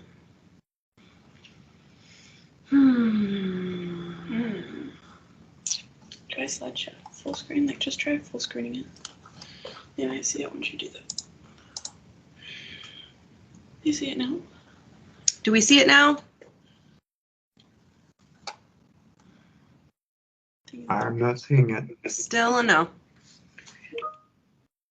Back to the teams. It's so weird. That is very strange. Okay, click teams again.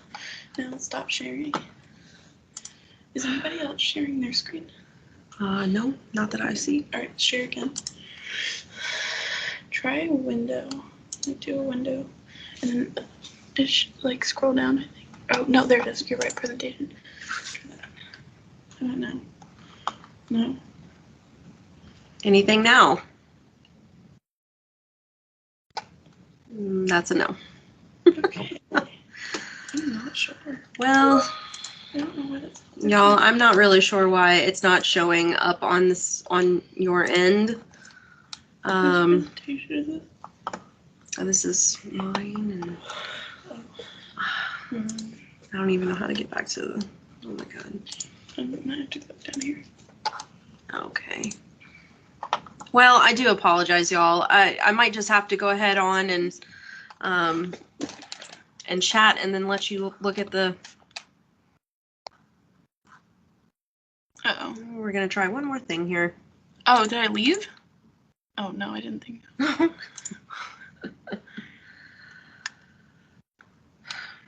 was gonna say there might be a way to upload. I've already uploaded the files. Oh. I don't know why it's not I don't working, know. but I'm tired of dealing with it, y'all. I'm tired of trying to figure it out. Everything was working fine before we had to. Okay, yeah. How about this? Somebody's suggesting that I send it to you, Tom, and maybe you can display it for me. I was going to suggest the same thing. Okay. All right. Send it to me.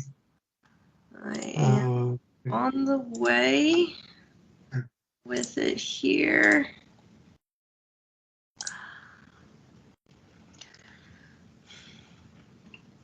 This is awful. I've never had this problem before, so I'm not really sure what's going on.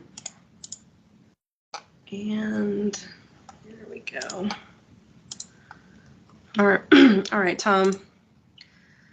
It is off to you.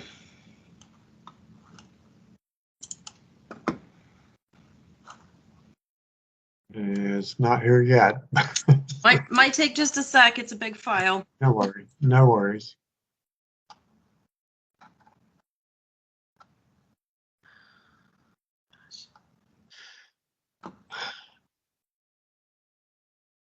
This is insane. Technology is very frustrating, y'all.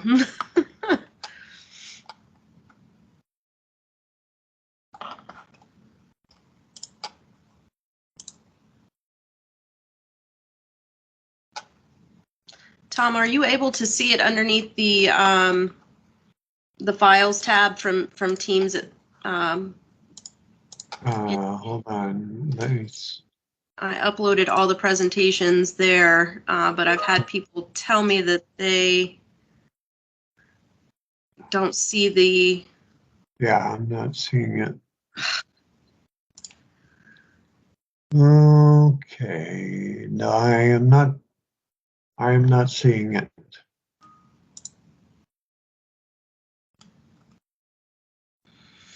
Hmm.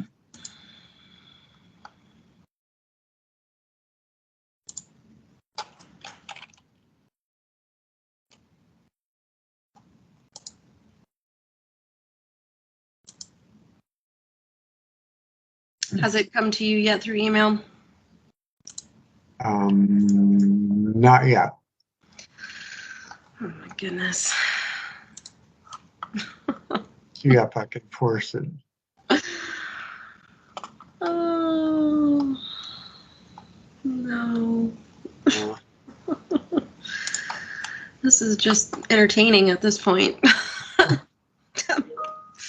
I'm so sorry, you all.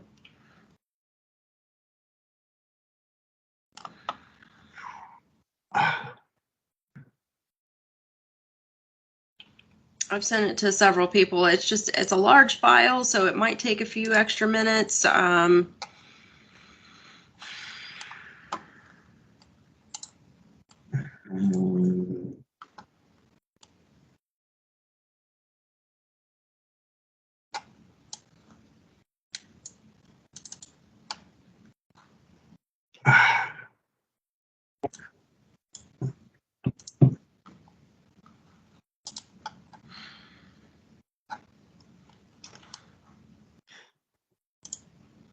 Okay, what I'm going to do is I'm just going to go ahead and move along here. And Tom, if it gets to you and you can share it for me, go ahead and do that, and I'll just catch up from there.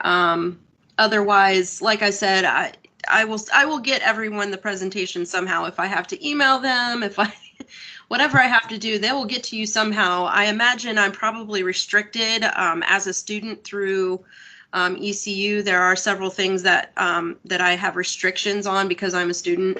So I might have to contact IT and find out why I'm not able to share these things with you.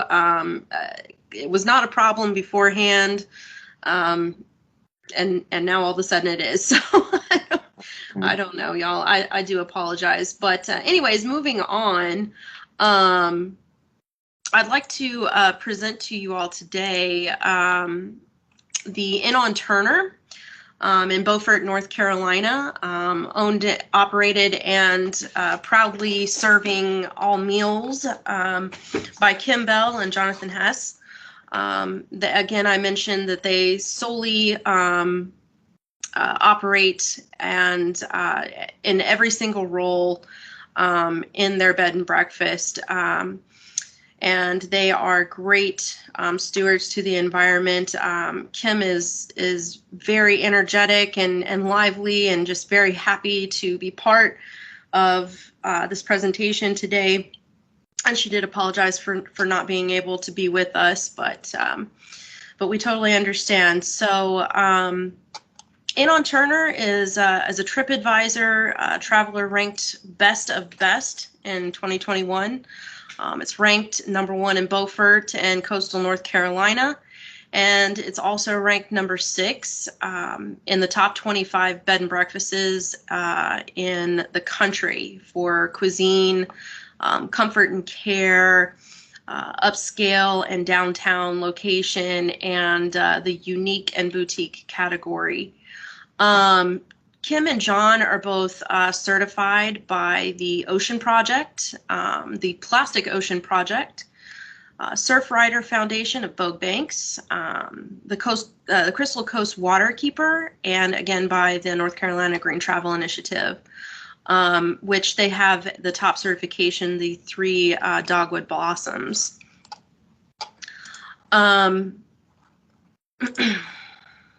So Kim and John, they take great pride in their efforts to protect Mother Earth and Mother Ocean.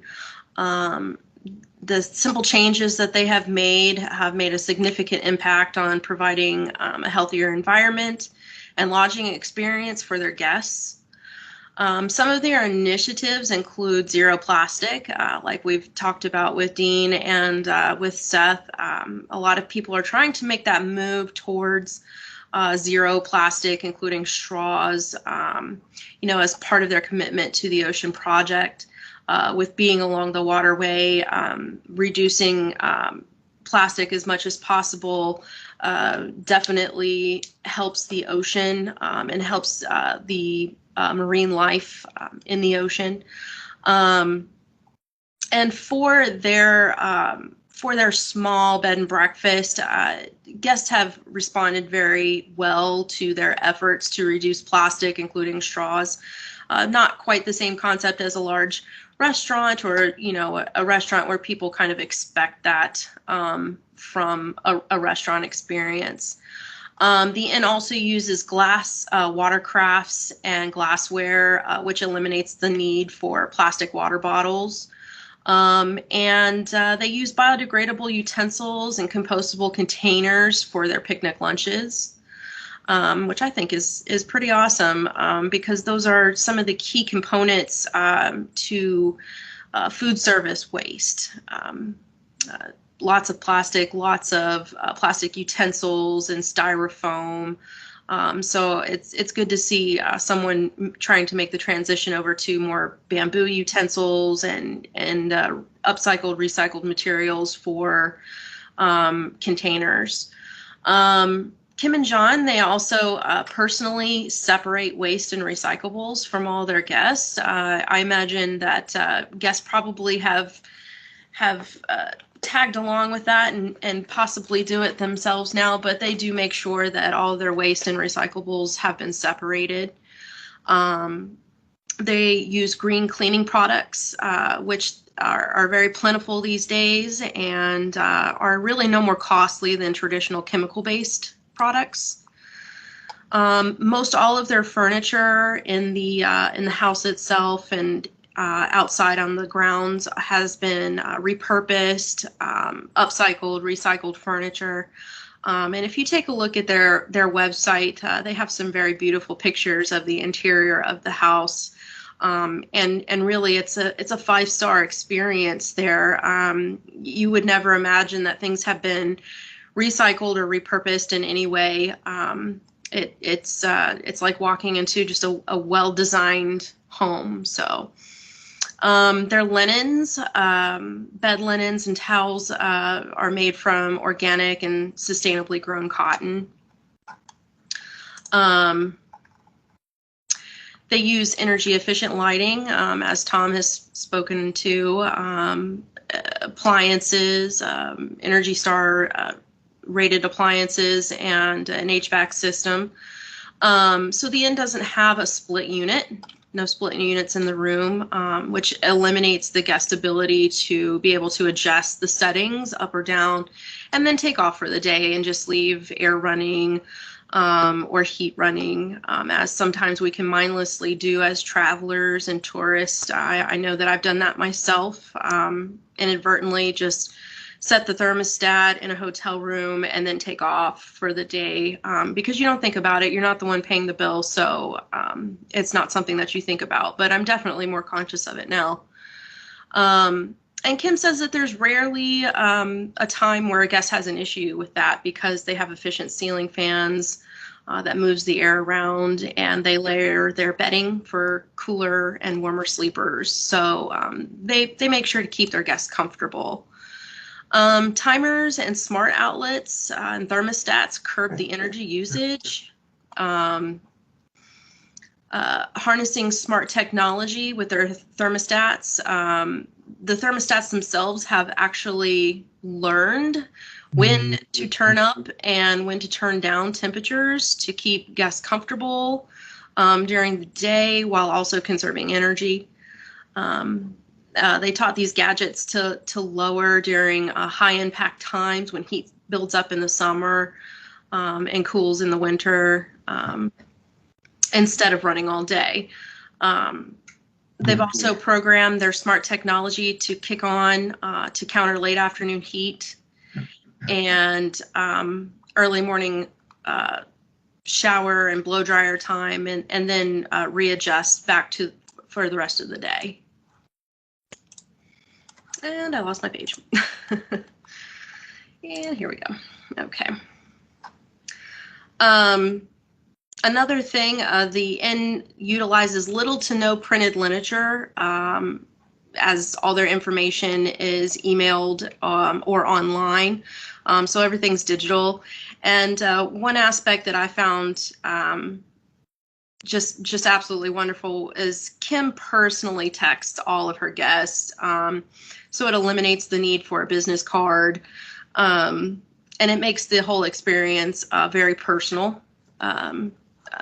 Which is kind of an added special feature to this part of the industry. You don't get that with a large hotel chain. So moving on, from fresh produce and herbs, eggs, dairy, local meat and seafood, they keep everything as local as possible because we're very fortunate to live in an agricultural state. With a strong farming community along the coast, which allows them to minimize their carbon footprint from long distance shipping. And the added bonus is that there's the freshest produce and other items available. I know before I started eating fresh farm eggs, my sister has chickens and she shares eggs with me.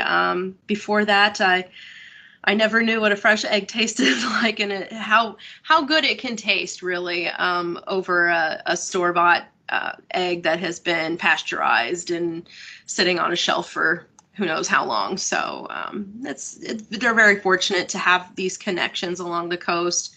Again, it's just kinder to the planet, more organic and sustainably sourced and humane animal practices, which just better for everybody all the way around. There's reduced waste from farm delivered packaging. The local farmers package things in recyclable, biodegradable, or compostable packaging, so it eliminates the need for more things going to the landfills. And they're supporting their local community, supporting organic and hydroponic farming, and the sustainable crop rotation of the small independent farmers in Carteret County, which is quite amazing. Again, that's another part of sustainability is being able to support the community. It's a cycle. Everything's comes back around. So around their landscaping, they use indigenous plants to the area that are heat and drought tolerant, which reduces their needs to water. They've also utilized hardscaping and decking. If the presentation we're showing right now, you could see the pictures of pathways that are laid out by brick, and decking all the way around, and then everything else is kind of planted and landscaped beautifully to where there's very minimum grass that needs to be maintained, either cut or watered. And then at night, they have beautiful LED and low voltage lighting for their nightscaping, which also minimizes the energy consumption. On the inside, you'll find 100% soy-based hand-poured candles that come from a local Beaufort vendor called Sea Oats Candle Company. The candles come in recycled glass, and the clean burning soy just allows for them to be able to take those empty candle glasses back to C Oats. They refill them, and then they're returned back to Kim. So after the initial purchase, the glass dispensers and the candles and the glass dispensers, they only pay for the refills. So there's no waste, no landfill, toss away, and just a big savings to the inn. Toiletries are also placed in 12-ounce green glass multi-use refillable containers, making waste non-existent. However, the shampoo bottles and lotion bottles, for safety reasons, need to be plastic, but they are washed and sanitized and refilled and reused, and they have been reusing them for 5 years now, which is pretty amazing. That, plastic, plastic lasts forever. It doesn't biodegrade, so why not reuse those resources? So when the labeling fades out, she just replaces the label on them and keeps it very cost effective and green. And she says the guests love it. I think I would love it too myself personally. Kara, the presentation arrived, but I have been trying to send that out so everybody can see it, but I'm not able to. That's okay. I'm sorry. That's okay, Tom. At this point, we're 2 hours into this, and I'm just like, I'm okay with it now. At this point, everybody seems to understand that technology happens. So well, we love you anyway. Regardless, everyone will get these presentations. You will be able to see these things that we are recording. Everyone will have the recording to reference back to. Some people have had to leave. I appreciate those that have stayed with us. So I appreciate your flexibility, you all. So back to the Inn on Turner. They also have an alternative an alternative day towel exchange program. There we go. That educates and thanks the guests for their participation. Many of their guests refuse a second day towel, just to support their efforts to remain sustainable. Also lowers water usage and electricity, in not having to launder as much. Additionally, the inn has no bathtubs. They are bathtub free because bathtubs utilize more water than a standard shower would use. So that reduces water consumption and their water bill, of course. And she says it's only cost them two bookings in 6 years that they didn't have a bathtub. So that's pretty significant, I believe. So less water, less heating, more sustainability, more money saved. So, and they also use reusable napkins and coasters to reduce even further their paper usage during mealtime. So pretty amazing, all the things that they've been able to implement and use to be kinder to the planet, to be kinder to the community. It's quite amazing, I think. She says her biggest takeaway from participating in the Green Travel Initiative is being able to educate guests on, choosing sustainable lodging and how it can benefit so many. It's created a way to differentiate their brand and focus on fresh, local, and sustainable, and also lead by example, and highlighting their sustainability efforts to other inns and accommodations in the area, and let them know that, going green is not just for the environment, it's also great for business. And we're really starting to make those changes and see those things as we're coming out of this pandemic that we've been all suffering through. We're really starting to make a change and turn around. So, and as a final note from Kim, she says that the great thing about her partnership with Tom and the Green Travel Initiative is a community collective consciousness. So it's healthy competition. that has started around the area with other lodgings. They were the first to pursue this green travel certification on the coast, and sharing their passion for fresh and local through social media and their website and information with their guests and whatnot. People have started to take notice. And it was something that wasn't embraced previously in Beaufort. So businesses started to see the benefit, and not only from an environmental perspective, but from a marketing perspective. And as restaurants in Beaufort began highlighting their support for the plastic straw ban, there was just more positive feedback that was starting to come in.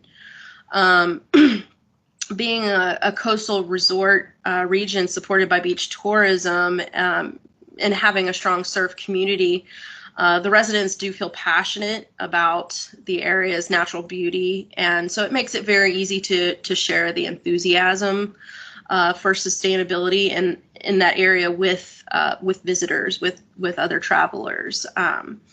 They strongly believe that promoting the green travel logo and the mission helps them to educate their guests and endorse the reasoning behind how and why they do business, through limiting their towels and linens, utilizing glass watercrafts, keeping their menus local, field to fork. All those things have helped them to create their image, their brand, and has helped turn other establishments, into seeing the benefits of greener lodging. So again, she could not stress enough how important local and green is, and all that we do, or that she does, and how it's impacted our ability to create a more sustainable property through less packaging and transportation pollution, more organic and sustainable toiletries, budget savings, supporting businesses, and just overall creating and differentiating their brand from the competition. So at this time, I just wanted to thank Kim and John for giving me a moment of their time outside of their very busy schedule again. I think most of us know that this industry is a 24-hour industry. It just never stops. When you're serving the public and the community, and they just never stop. There's always a question. There's always somebody that needs something. So I very much appreciate their time. So with that kind of wraps up the presentations. We have just a little bit of time left. I'm kind of surprised that we have had such great discussion. Well, not surprised, but just that the discussion has been so engaging at this point. So at this time, I just wanted to open it up and see if anybody has any questions, either for me or for Tom. Or if you don't have any questions, if you just have something you'd like to add. I know there are a lot of other industries with us right now, a lot of tourism bureaus, several breweries and wineries, lots of people within the hospitality industry. If anybody wants to share like their personal testimony, that would be great. If anybody wants to jump in, go ahead. Well, one thing I'd like to say is NC Green Travel has 229 members. And even through COVID, we've had some new members join. And so it's a dynamic program, and highly recommend it to anyone that wants to promote their business as green. Absolutely. And it's free. And that's always good. Free. Right, it's free. Yeah, that's the key word. All right. Anybody else want to jump in? We've lost a few, but that's okay. That's all right.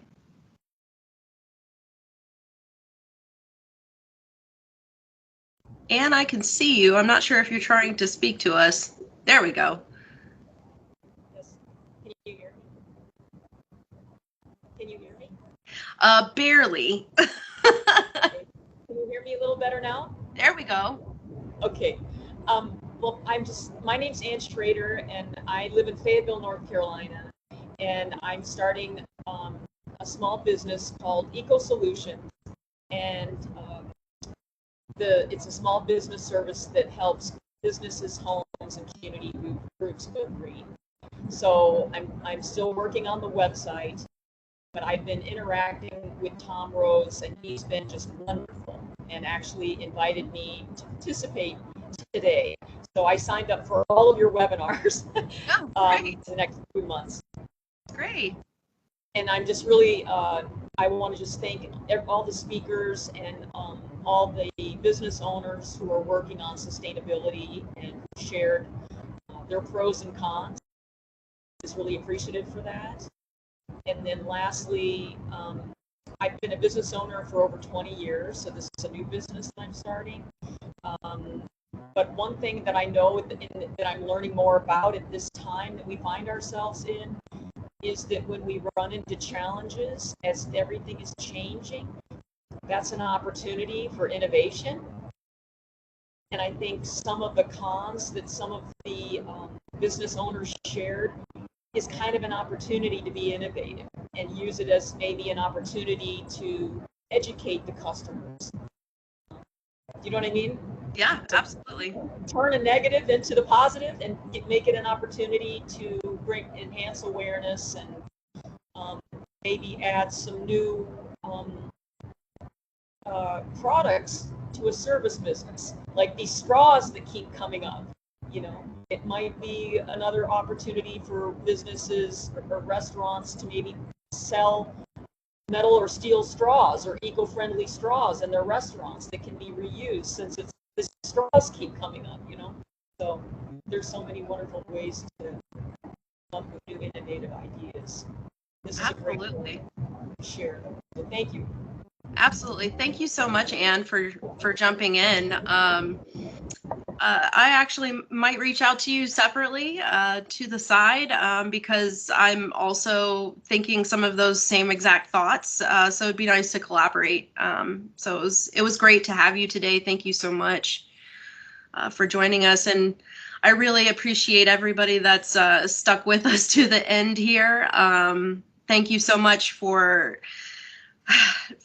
sticking it out with these technical issues. Again, I do apologize, and I just appreciate your understanding as we try to work through all these little kinks and whatnot in technology. So does anybody else have anything else to say at this point?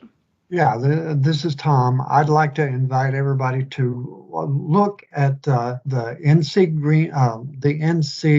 North Carolina Weekend television show.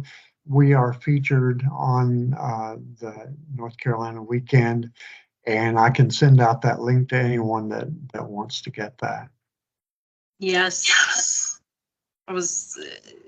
Thank you for mentioning that, Tom. I will definitely include that in our post-meeting follow-up. I have a lot of information to share with everyone that I wasn't able to share today. So, Carlos, are you jumping in?